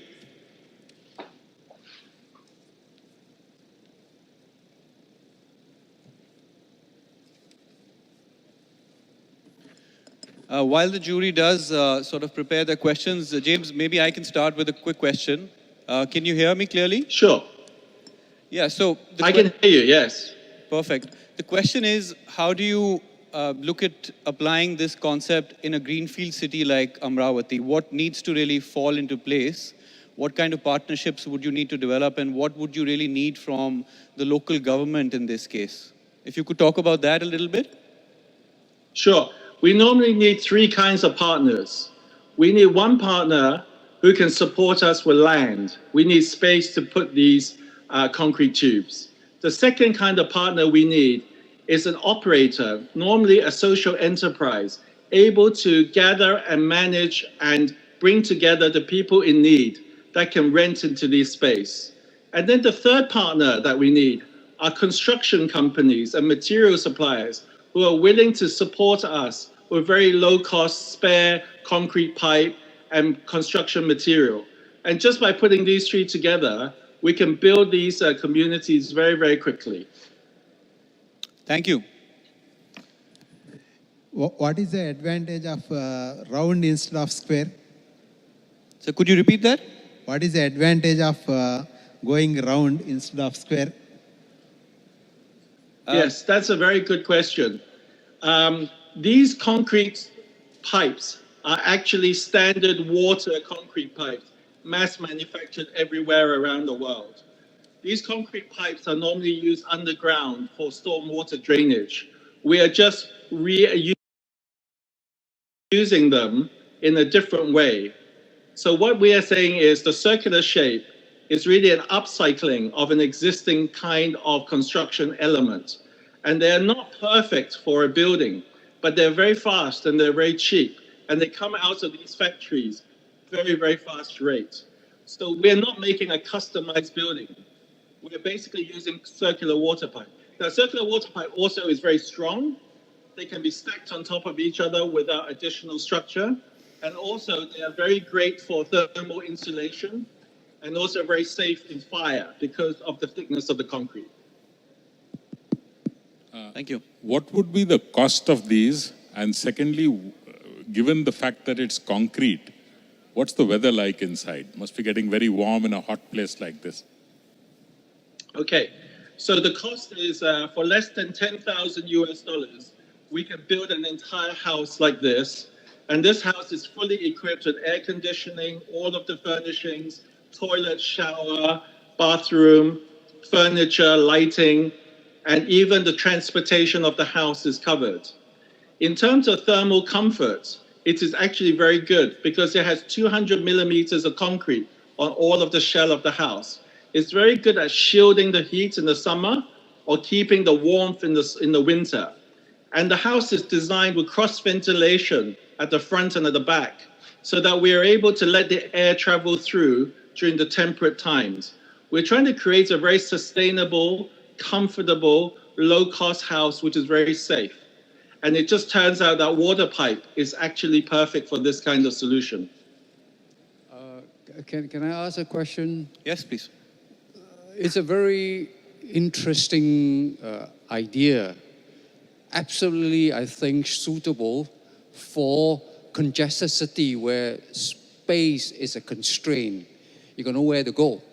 However, I'm just curious, in the context of Amaravati city, which you said, you had mentioned earlier, is a greenfield development, greenfield city.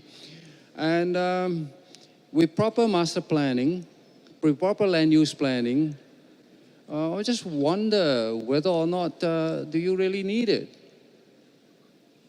That's a very good question. I've actually been staying in India for the last 8 years, in Mumbai and in Delhi. And I see a lot of people living in slums. And I also know that in order to create a happy city, we must try to give hope as quickly as possible to people. If there is a possibility, even in your city there, to create a township out of structures like this and give it in substitute to people who live in slums and sub-quality housing, it brings a lot of hope. And I think this is also a project which isn't a total solution for all of the issues of the urban cityscape.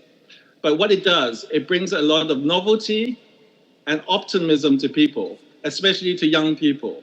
And so I think every city deserves to have optimism, deserves to have a kind of novelty and a kind of positivity about the future. And just by doing 1, 10, 100 in itself, that would generate a lot of positive energy within the community. And that will have a lot of spin-off effects, I believe. Thank you so much, James, and thanks for your patience. I know it's quite late back in Hong Kong, so thank you once again. No problem. A big round of applause for James. Thank you for having me. Thank you very much. Great, we're off to a great start in the second session. The next team is called We Cyclers. Can I have them on stage?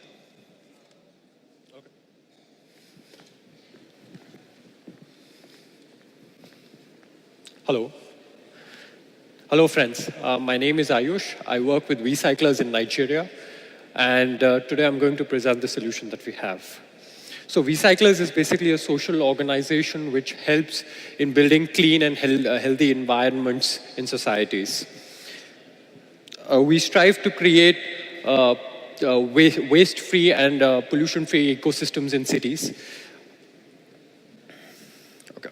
So, yeah. First of all, I'll discuss the problem in detail that we have in Nigeria. And specifically, the solution has been largely implemented in the great state of Lagos. So one of the biggest problems is uncollected waste.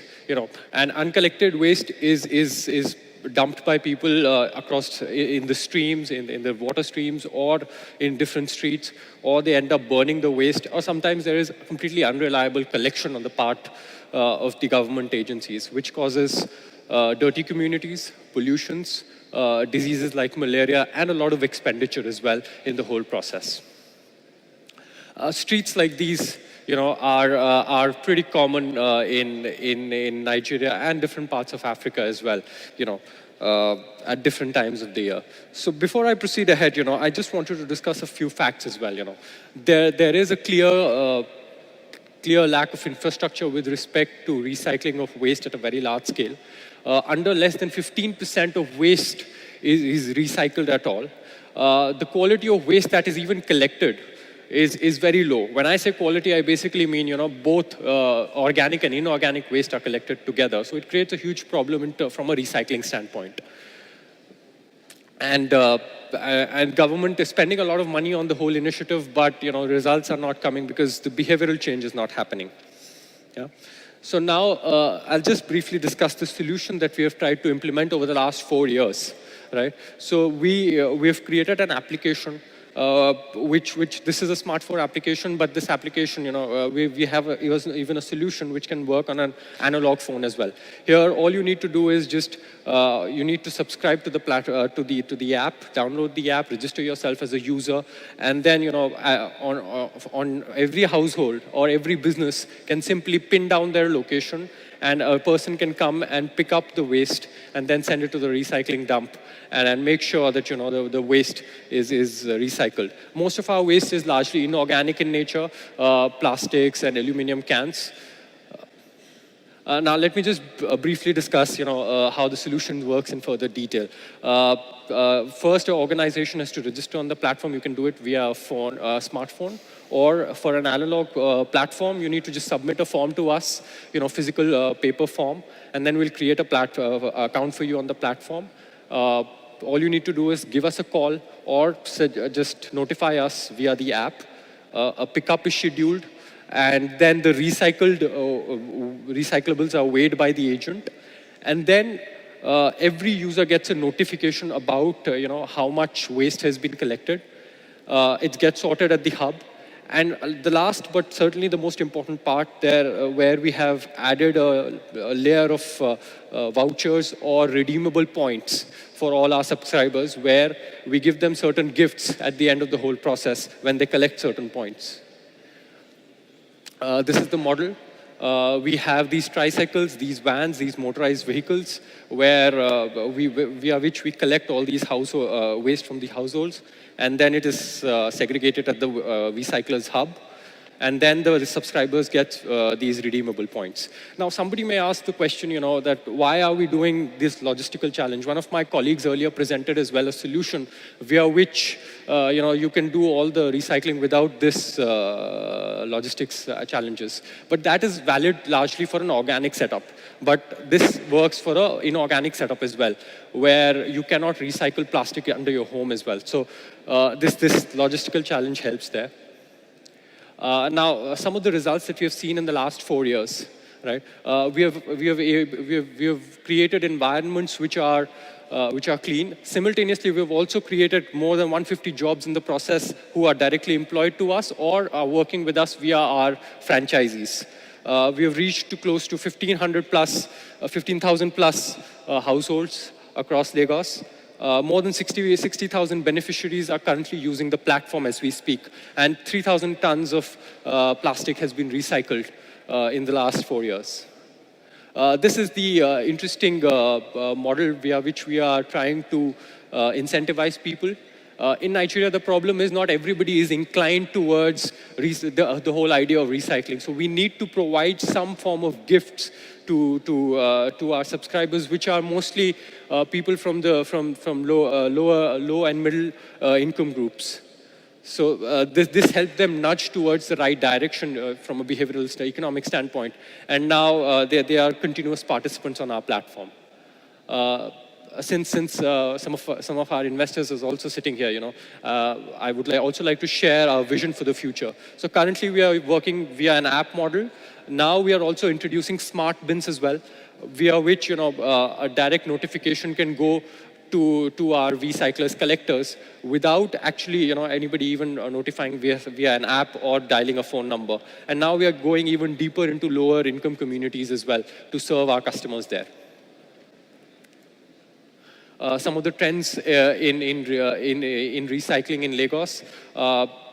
More than, the recycling numbers will double by 2025. The population will also increase by more than 50%. So we see a clear market for recycling of plastics and aluminum cans. The market is valued somewhere close to $3 billion in Nigeria. And we are, as we speak, we are currently expanding in different parts of Nigeria as well. This is the World Bank data. And for Lagos, the data suggests $700 million worth of market cap. This is our management team here. The co-founder is Bilikas. She happens to be an MBA from MIT Sloan School of Management, and she's been working with different corporates and NGOs before setting up recyclers. Olawale happens to be an MBA from Kelly School of Business. He has extensive experience while working with top Fortune 200 companies. We have a strong set of board advisors available with us as well. We have also won a few awards in this industry, while we've been here. We won the Sustainia Award. We've also won the Echoing Green Fellows. We've also won the MIT Ideas Challenge, as you can see here. The Echoing Green Fellow, Sustainia Awards 2017, MIT Ideas Challenge as well. We work very closely with the Ministry of Environment as well in Lagos to ensure that we are able to clean the state. Then we also have customers such as DHL and Unilever, with whom we work very closely to recycle in a B2B setup. So we also have customers in the B2B setup as well. And yeah, that's that. Thanks. Thank you. Questions from the jury?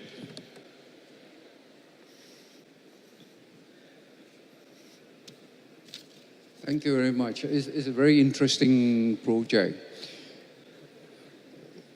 The thing is the commercial viability. Sure.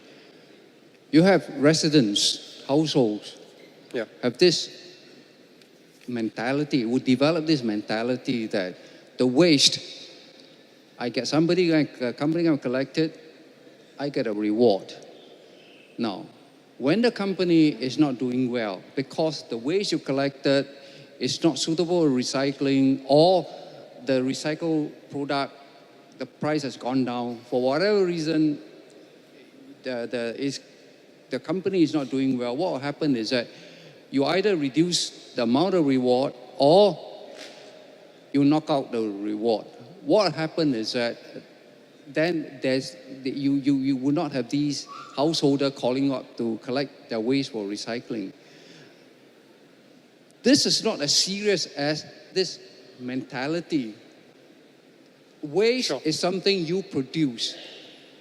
The government, the regulatory, the authority must, the solid waste department agency in Lagos must want to inculcate into the residents' mind that, you know, waste, you should avoid generating waste. You should reuse waste as much as possible rather than, well, there's a reward, then I call you, you come and collect it. Then when you don't give me the reward, I don't reuse anymore. So is this sustainable in the long term? Sure. So there are different points to this. One is we are currently trying to make sure that our existing B2C customers also start paying us in the model, right? So now close to 15% of our customers now pay us directly for the service that they're using.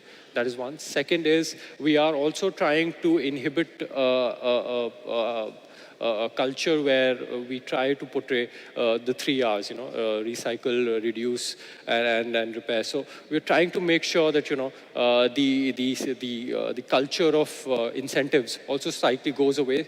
But, you know, it's a little difficult, you know, because the country itself is not that, you know, resourceful or does not have that kind of money initially, you know, to support this kind of a service. So we need that incentives initially to try to make sure the service is used by enough people. And once customers start paying, you know, we can then reduce this incentive model completely and focus on the revenues that are coming from our customers.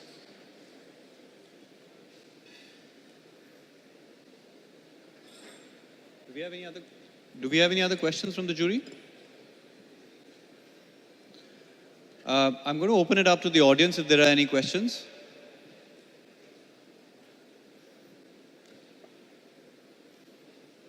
I think there's one there. Can we get a mic to Oren? Yes. Thank you. Just curious to understand the economics a little bit more in terms of how you're making money and what sort of the economics are in Lagos in particular, and then expanding beyond there where there might be a lower density of users. Sure. So in the B2B setup, so let's say we work with Coca-Cola in Nigeria. So all the Coca-Cola users or all the retailers that they have, now they work directly with us for recycling of all the bottles. That is one model in the B2B setup where different companies can start working with us. They pay us for the service of recycling. That is one. Second is the B2C part where we now are having customers pay us directly. Close to 15% of our subscribers have now started paying us close to 250 rupees or, you know, somewhere close to 1,200 or 1,300 nairas on a monthly basis for the service that they're using. And then, you know, for the incentives that we have, the government, you know, gives us a grant to make sure that, you know, we are able to nudge people towards the right direction of at least, you know, collecting the waste in the first place. So 3 models, B2B, B2C, and the government grant. Thank you. I'm also just wondering if, what's the plan to implement this in the India context from a team point of view? Is there any thinking around bringing that team that you spoke about from Nigeria into India or developing a team in India? So what's the plan, if you could talk a little bit about that? Yeah, so currently we are seeing requests coming from Nairobi, Kenya as well. And we've not received a request so far from India, but we are open to the idea that we can expand to different cities. Our team members can go to different cities and set up the business and try to make sure that the business is sustainable. And then they can probably look after other cities, or try to have a more global approach where they can manage the whole thing from the top and make sure that local businesses run swiftly. Okay.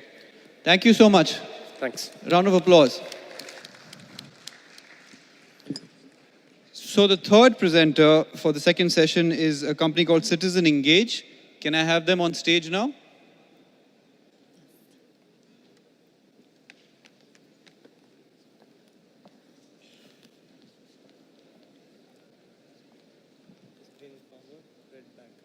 Okay, thank you. I can start? Okay. Namaskaram, Baun Nara. So we've been talking a lot about what a happy city would look like. And I think even if we implemented all the lovely solutions that have been brought up today, we walked outside and we saw this, I'm pretty sure all of us would be quite unhappy. So this is the problem that I want to ensure we don't have in all of Andhra Pradesh. My co-founder Ashish and I started Citizen Engage because we found this statistic to be unacceptable, that over 85% of India's waste has economic value, yet we are dumping and wasting over 90% of it. Why does this happen? The first and foremost reason is we either do not have enough processing technology installed in our cities that can use source-separated waste and produce biogas or electricity.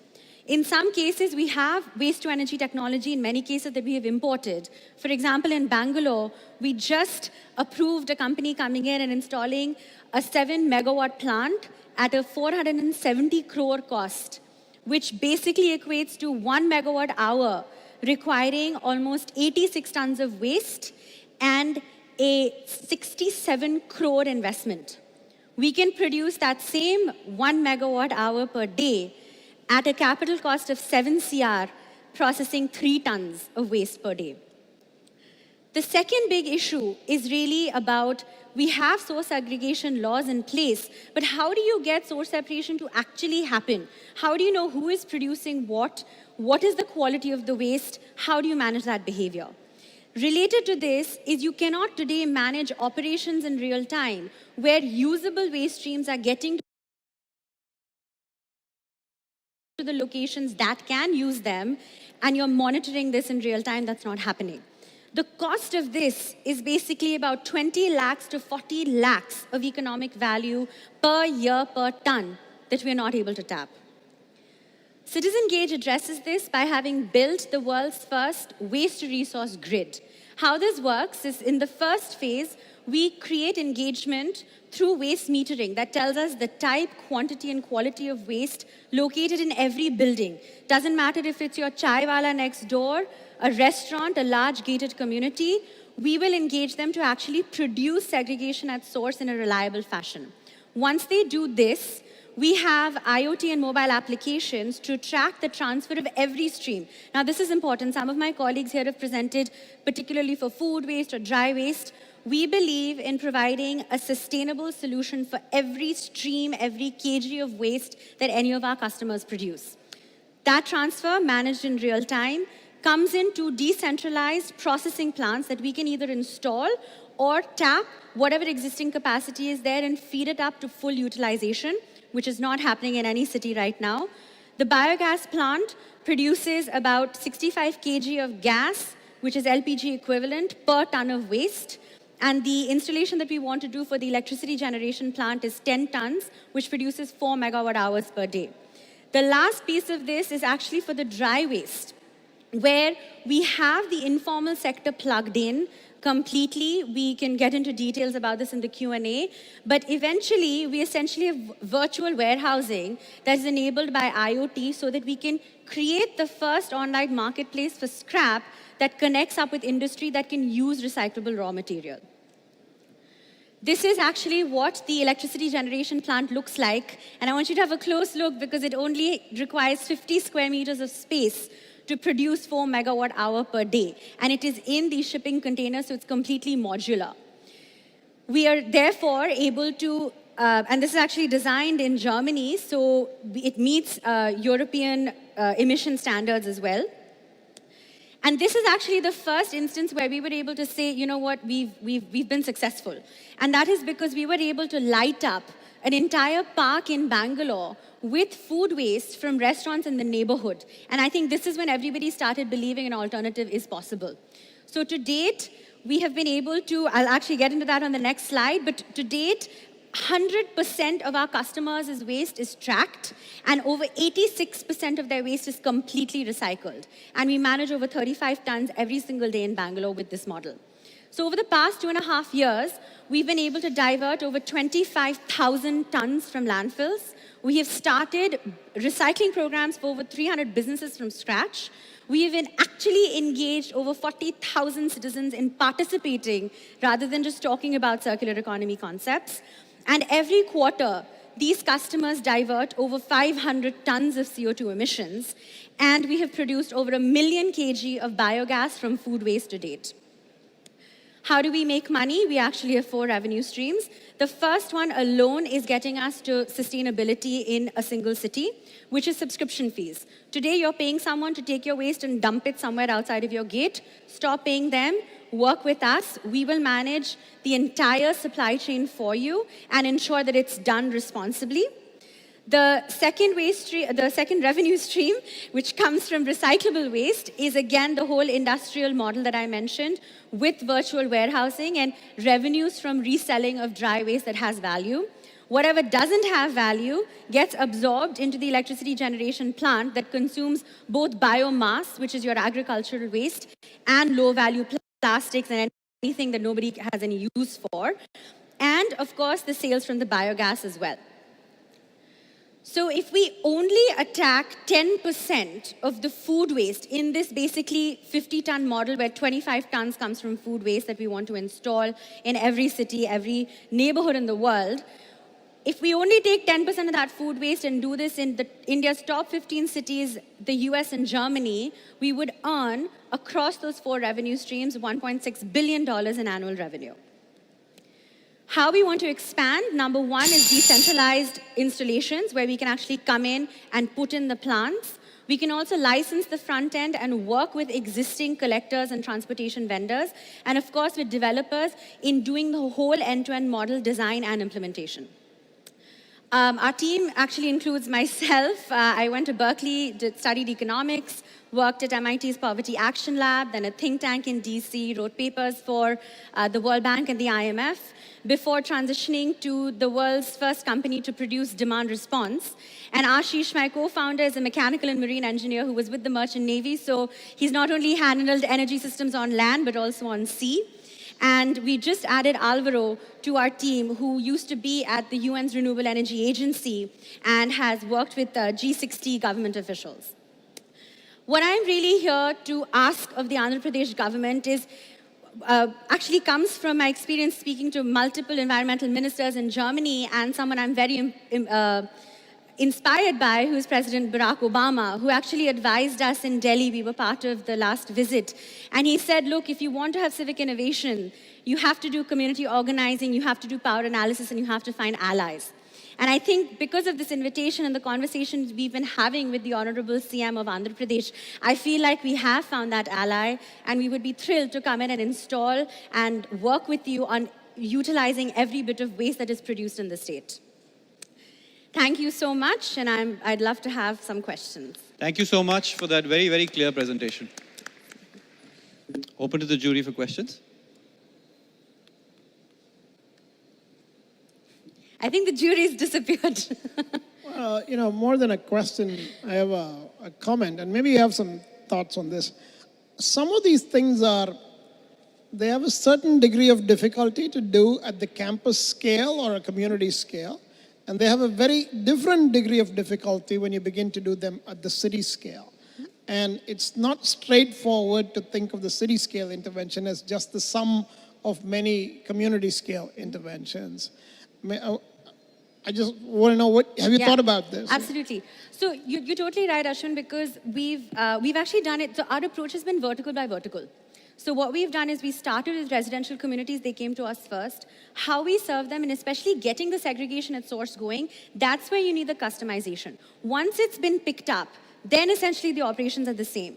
We've actually started working with the Indian Army. We signed up the biggest online grocery chain in Bangalore, in India from their Bangalore warehouse. So I think it has to be, we are willing to get our hands dirty and work with our customers, and we get ownership at the highest levels. So that's really important. So I feel like where there's a will, all of this can be customized. And that's really the experience we've had so far. And we have over 95% compliance on segregation at source. And we started at 0. So I think at least for me, I'm very inspired by our customers because we're able to work with every kind of vertical as long as they actually want to participate in the system.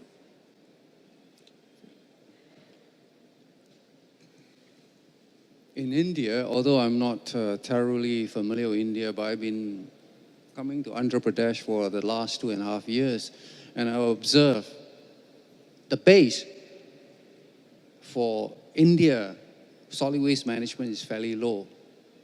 So do you consider waste as a waste that causes health problem, public health issue, or you consider waste as a fuel, as a resource? Yeah. Because if we don't make that distinction, then you jump right into it, then you're not going to solve your problem. Yeah. So the question here is that I look at what your proposal, which is an excellent proposal. The question here is, you look at it purely for generating biogas as a resource. The question here is that the primary concern of waste problem in India is a public health issue, hygiene issue. Then the secondary issue then is that if you can in a way deal with that solid waste, deal with the public waste issue, public health issue, you generate biogas, electricity, that's a bonus. Yeah. Rather than turning that around, that's where I'm a little uncomfortable with. Sure. So the reason why, so think about it like this. We're actually, if I can have the presentation back on, I want to go back to a slide. We've diverted 25,000 tons from landfills. What that means is we avoided a public health crisis because you're absolutely right. Our base is 90% of India's waste ends up in the open, dumped and burnt, right? So, I mean, if you ask me what our waste management system is, it's this. So what we're trying to do is show governments, corporates, residential community, everyone, citizens at large, right? That stop doing this not only for the public health benefit, because everybody knows we're breathing in the fumes. Delhi has horrible air quality. I was recently there. We're contaminating our groundwater. Our lakes are lighting up on fire in Bangalore, Ashwin will tell you. I mean, we're stuck in the public health crisis right now. Nothing has moved us to solve that. What we're hoping is showing people, look, there is economic value. We have a scalable system. Just follow the policy guidelines. We'll operate the whole thing for you. We'll run it for you. I'm hoping that will create change. We are already doing it in Bangalore, right? We already manage 35 tons where even the smallest person said, I want to participate in the system. So I want to think that showing the economic opportunity allows us to solve the public health crisis. Just a follow-up question on this. You, a private company, invest in a plant, facilities like that. I'm just curious, what makes you think that if I'm the waste generator, I will send it to your facility because it's going to cost me money? And I go to the dump site now, it's cheap, or even better still, illegally dump somewhere, it's free. So the question here is that the success of this is very much dependent on the regulation and law, the enforcement regime. Absolutely. So, this is exactly the question about we have to engage policy in the local government, and we actually enable them to fine because we can tell you who's not segregating. So that was a big benefit in Bangalore. At scale, we're actually able to match the current price that bulk generators are paying to get their waste dumped. So if you pay me the same price, right, and you get 8 times the services why won't you do it? Even better yet, I will actually come and sign you up to buy the gas from me. So when I can make you a user of that waste converting into energy, it's an added incentive. Thank you, Pramita. Thank you. Big round of applause. Right, so let's move on to number 4 on the list. From Finland, we have the colorful Fira group. Over to you. Okay, how this works. Okay. Hello, everybody. I am going to give a little pitch about how we can disrupt the project development and the planning as the way that the citizens and end user can empower themselves. I have been working as a housing developer in Finland, many of these cases, and but also as an architect, but also as a town planner, also like a real estate investor and so on. And in this case, I am putting all these, my backgrounds together because I believe that we can do everything much quicker way. So we can actually do the collaboration better with the end users. If we use this kind of mass customization philosophy, that everything is modular, we actually can offer like thousands of different kind of solutions about these apartments. And the people can use different kind of configurators, apartment configurators that they can have what they really want. And if you think about the architect's work, when there is enough libraries, components, modular apartments, we can do the whole high-rise block planning very quick way, even in a couple of days. And of course, these are BIM model with all the information inside those modules. So we will have a construction, cost models, everything done in the same time. And when we think about the town planners, of course, they are interested in how these buildings looks like and what is the size. Of course, we can make libraries about the facades also. So we can offer different kind of architecture. We can localize these components, libraries, no matter which is the country. And I am doing collaboration with Peter Westerbach and the boys, and this is one artificial island I made in one Sunday. So this is so quick and this fast. Of course, it means money, savings, but the time saving means that we can do different kind of collaboration. And of course, there, as you said, there is different kind of libraries. And that is an example of a BIM model. We call it AFC component. So every detailed data is inside it. And of course, you can use virtual classes to hang around your apartment and feel how it feels. And there is different kind of opportunities when we think about the customer experience. Somebody wants to see only two-dimensional black and white drawings with a price tag, but somebody wants to live there as a virtually. So you can see how easily we can erupt this whole building, and of course there's this staircase and elevator shaft modules, so on. And about the low-cost housing, social housing, I have been developing a lot of that field, especially in Finland. It is expensive, and of course, we can do very low-cost designs which are easy to build, and perhaps the architecture there is not the most famous kind, but it is important if we want to make a low-cost living. And about this finest Bay Area, where we are digging this 100-kilometer tunnel and make different kind of 4 stations, this place here is a waterfront area next to Helsinki and Espoo. And this is made in 2 days, and this is like a collaboration platform. Peter perhaps already told you what wonderful things is going on there, but this tool helps again to do better collaboration between end users and so on. And we can use, of course, copy things. For example, I love Manhattan Times Square, and it is now one-to-one scale there, erupted very easily and quickly. So the people can feel that, okay, this is the place that I know, and okay, in this plan, it shows like this. Well, but what is a FIRA? Yes, I have some time already. FIRA is a construction company, but people are the main thing. We are 300 happy people. We are doing happy business. And of course, construction business is not scalable, so we develop different kind of digital tools, platform model, business models that are scalable. So we are accelerating startups and use like our own projects as a proof of concept, because this is the hardest part. And this is very good business. We are growing and growing all the time. And this year it will be like a 250 million euros sales.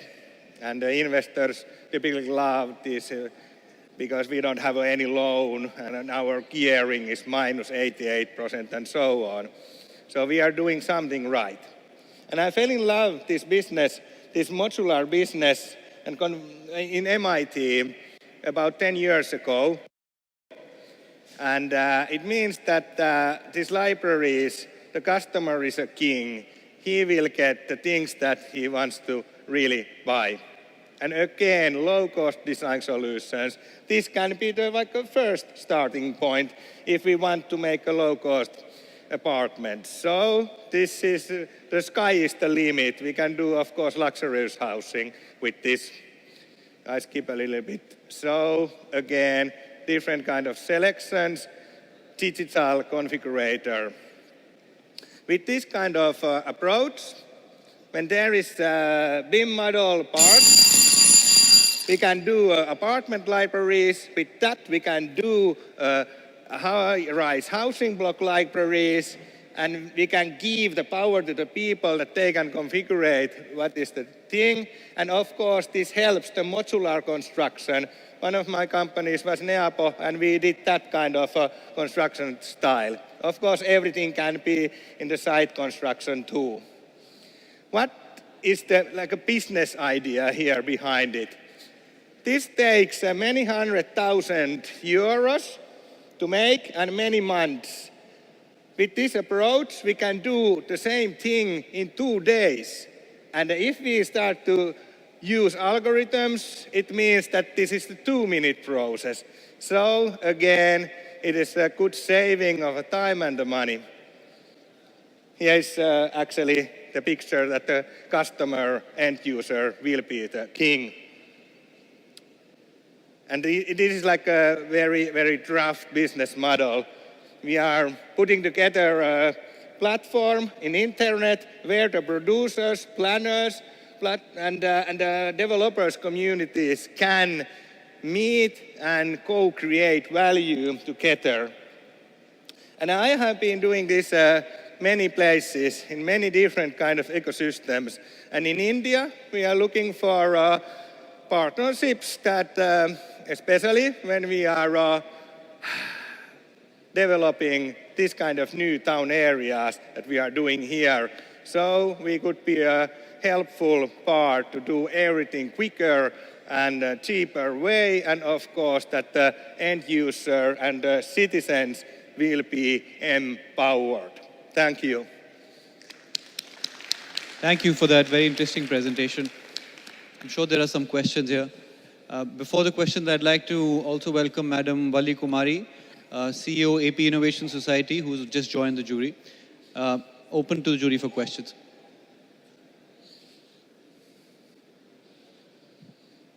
How is cost effectiveness in contest with Indian conditions? Air conditioning? No. In Yes. India, if I have to build the similar houses here, how is the cost? Is it going to be more or less? Actually, this benefits many ways. the quality in designs is better, and there is of course learning curve when we are making similar plans, and so it helps the construction site that there is information all the time available, and it is detailed, and of course the costs are always much easily calculated, and all the building automation is inside those plans already, so we don't need to always again and again start to design electricity and structure and HVAC and so on. So it helps all these planning parts. Could you clarify who the customer is exactly for the product or the solution you're selling? Okay, there is two ways. We can do this as a business to business with the housing developers, which are local here. And of course, we can do the collaboration with these housing developers that we can offer this configurator, because the housing developers should find, of course, the apartment buyers. So we can help them to be more like a salesman and do better business in a quicker way.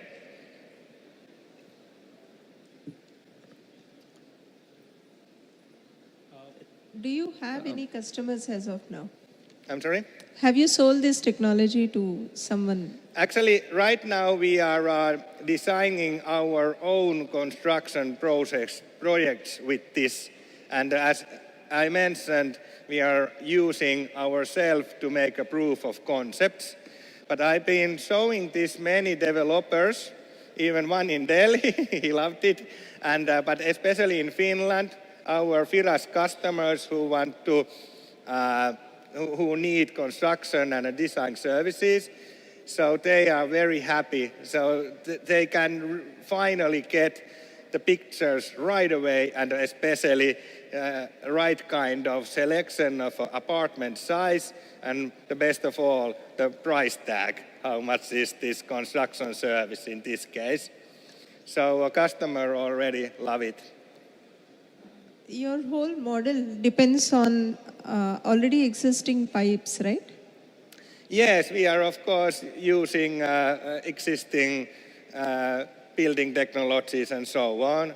We are just making these BIM models as libraries where we can add different kind of materials and technical solutions and so on. So of course this is like a sales platform for different kind of producers. It suits all kinds of climates and weather. Does it suit all kinds of climate conditions and yes, weather? of course. And here, the insulation even would be nice, because we need the cooling so much here. And actually, we are now having one startup which can offer very nice cooling and heating system. We are drilling like a 2-kilometer holes in the ground and using that place as a storage. But that is a totally another story. But we can, of course, add different kind of technical solutions in these libraries, and of course, localize these libraries. Okay, thank you. The philosophy in here is the most important, and it is mass customization as a marketing strategy, designing strategy, and even production strategy. We can do a very quick question from the crowd. Hi, Tero. Question, who do you think is your competition at this point in time, and how you differentiate it from them? Well, actually, architect offices are doing not like this, but of course, I am an architect, and I am a member of Architect Association, and I try to get fired out of that place, because I am trying to disrupt the architectural work, that it is so long and expensive process. So I put algorithm to do that job. Thank you so much. That was a lovely presentation. Can we have a round of applause? Thank you. So moving on from innovative housing to affordable mobility, the next team is called Shuttle. Can we have them on stage, please?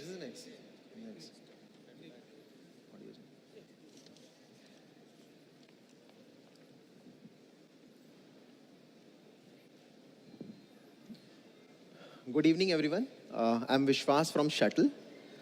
We are a technology-enabled, seat-based bus mobility solution for urban India.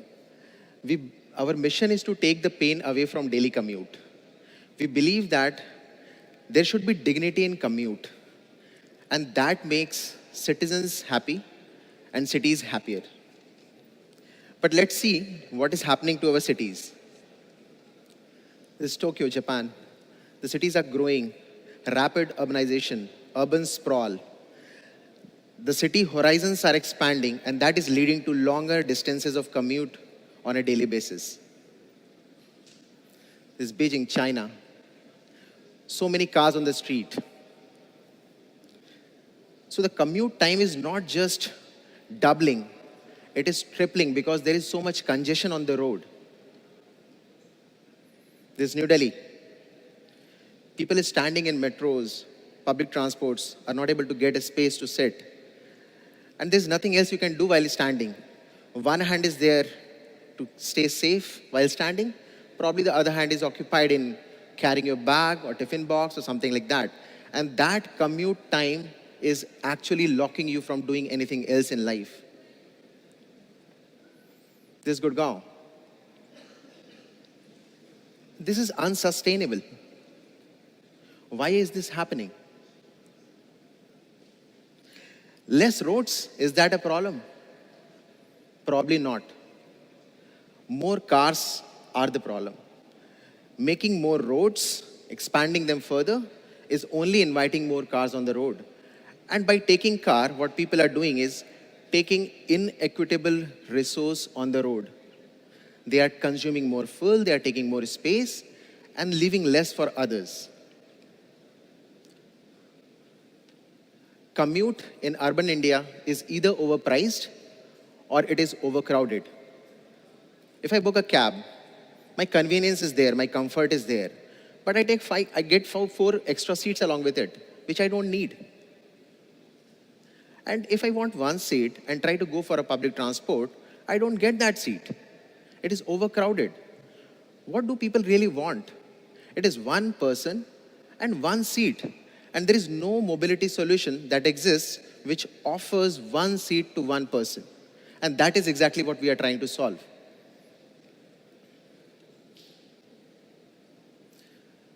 We are a seat-based mass transit solution. Our core mode is bus. We offer an affordable pricing of $30 to $40 a month. And we bring dignity in commute by giving that personal space to sit. And most of the things we do in life is while sitting. We can sleep, we can catch a nap, we can work, we can chat, and all that time that is lost in commute is coming back. One seat gives comfort, it gives dignity. Just to put it in perspective, 5 days of work, the commute time translates to 4 days of work and 1 day of actually just standing in office, not doing anything. That is the ratio, that is the quantum of. What is the solution? Can we go to less cars?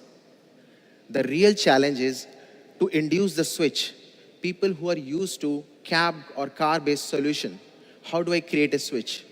These are the features which we experimented and arrived at, which has been able to trigger the switch of people from car-based solutions to bus mode, which is shuttle. We are currently the largest bus aggregator globally. We are serving 30,000 rides a day, taking 10,000 cars off the road. We operate 620 AC coaches, and we are operating in Delhi NCR as well as Kolkata. We recently launched that. One of the core member of our ecosystem is drivers, entrepreneurs. We call them captains. Dignity to customers will come only if we give the right respect and dignity to them. They should feel inclusive. And this is one of the images from our events. for drivers in which we reward them, we engage with them, we help them learn, we help them earn, and we help them with better living. We do financial training, we do behavioral training, we do technology training for them. These are some of the recognitions and awards that we have got. We are yet a finalist in 2018 Ashton International Award, which is yet to be declared. Sustainability is our fundamental principle, and we have tried to bake it in each of the solution or designs that we make. Efficiency, reliability, and scalability. And there are different levers and matrices to track it and make it happen for shuttle. Buses are obviously the most efficient mode of commute. They are 7 to 8 times more efficient in terms of space than a car, and they are 8 to 9 times more fuel efficient than a car. 57% of our users earlier used to use some or the other mode of car-based commute. So we have been really successful in being able to induce the shift, and that has taken more than 10,000 cars off the road each day. Our model is EV ready. We are energy source agnostic. If it is diesel infrastructure or setup, we save energy there. If it is EV, we will be more efficient in that. If it is CNG, we'll be more efficient in that. So we are really technology agnostic in that terms. We are reducing per capita carbon footprint. Since inception, we have been able to save 11 million kg of carbon dioxide emission, and we have taken 10,000 cars off the road. For women, it has to be a really safe alternative for commute. 17% is the general population of women in workplace. What we have achieved is 35%. 18% is metro population. We are using several technologies: authentication, tracking, GPS. One demo is this. So there's an audio authentication of customers when they board the bus. There are several technology features that we have implemented: home check, tracking, SOS, and to make our model really efficient in terms of price, we do a lot of effort on route design, stops, and stitch them into itineraries. Machine learning is something that we are implementing. We are getting into bus operating system, which is OBD, remote ignition control, and those things. Using machine, this I have covered. We are also working strongly on behavioral side of the drivers. Better consumer experience creates more value, and that is what we are trying to do. A very brief snapshot of how the app works. This has been our journey. We have brought in $23 million of fund to India. The plan is to mature the model here and take it global. Co-founders: Amit, he's a IT Delhi graduate and XLRI MBA. Dipanshu, IIT Kanpur and ISB. And this is the core team. And the real value is the customer's feedback that we get. Thank you. May I request for the video? I have a small video, half a minute long or something.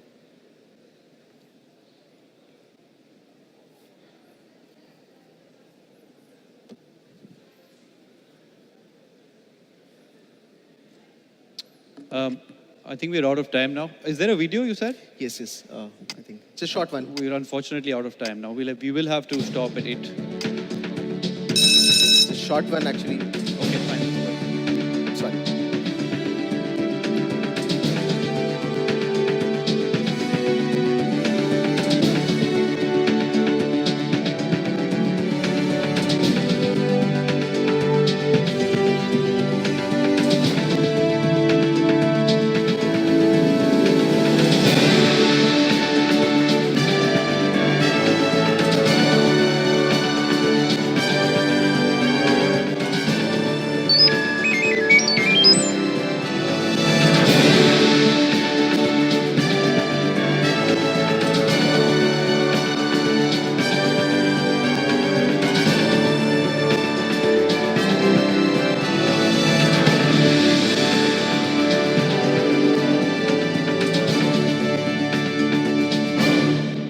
Thank you for allowing the video. Thank you. Questions from the jury?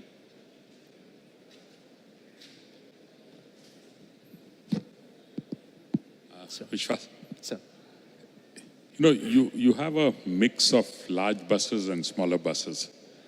Do you have some sense of which of them is doing better, which of them is facing less of a problem from, say, the regulatory agencies and all that? Right, sir. So I answer that. Sir, so we typically launch a route when there is a potential, and we start with a smaller bus to build more demand on that through word of mouth, through referrals and so on. But eventually our goal is to move to our bigger buses. So big bus is where everything makes sense. Economy makes sense, cost makes sense, space efficiencies that I'm talking about make sense, carbon efficiencies that I'm talking about make sense. So currently our fleet average size is around 35 seats per bus. We have some smaller buses as well, but mostly we have bigger buses. Entire fleet that we operate right now is CNG. Thanks. Compared to regular public transportation, how cost effective it is? So is it more costly, or are you able to give at the same cost? Yes. Sir, compared to public transport, we are more expensive than that. And we want to be, so because our target segment is different. We are targeting the segment which will move in cars, which wants a seat, which wants an AC environment, which wants to go to office not sweaty. And that segment is very, very big. And also we are trying to solve a structured commute. We are not into on-demand mobility. We are demand adaptive. We design our stops, stitch them into routes, and define itineraries based on the demand. And I can modify that without any interventions through the technology very fast. But we are not purely on demand, and we do not want to compete with even the state transport services. So segment is very different. So. Two quick questions. Could you say something about just the last mile elements? So how close to the customer's home do you actually get? How close to their stops do you get? And another question is just about the economics of your business itself, in terms of just the utilization specifically for peak rides as well as non-peak rides. So some sense of that. Right. So regarding utilization of buses, our intent is to utilize or burn the asset as much as we can. So what we do is we work on route designs which are forward in nature, and utilization of buses which are complementary in nature. For example, school bus starts very early in the morning. Then you move to serve, office commute. Then you move to serve BPO commute, which is maybe catering to a UK shift or a US shift. So we are figuring out models to utilize the bus more. So that is, sorry sir, I missed the second question. Just about proximity to people's houses or offices. Intent is to be very close to home and be direct to office. That is the intent. But at times we are not able to solve it. That's where the waiting time for building the demand comes in. So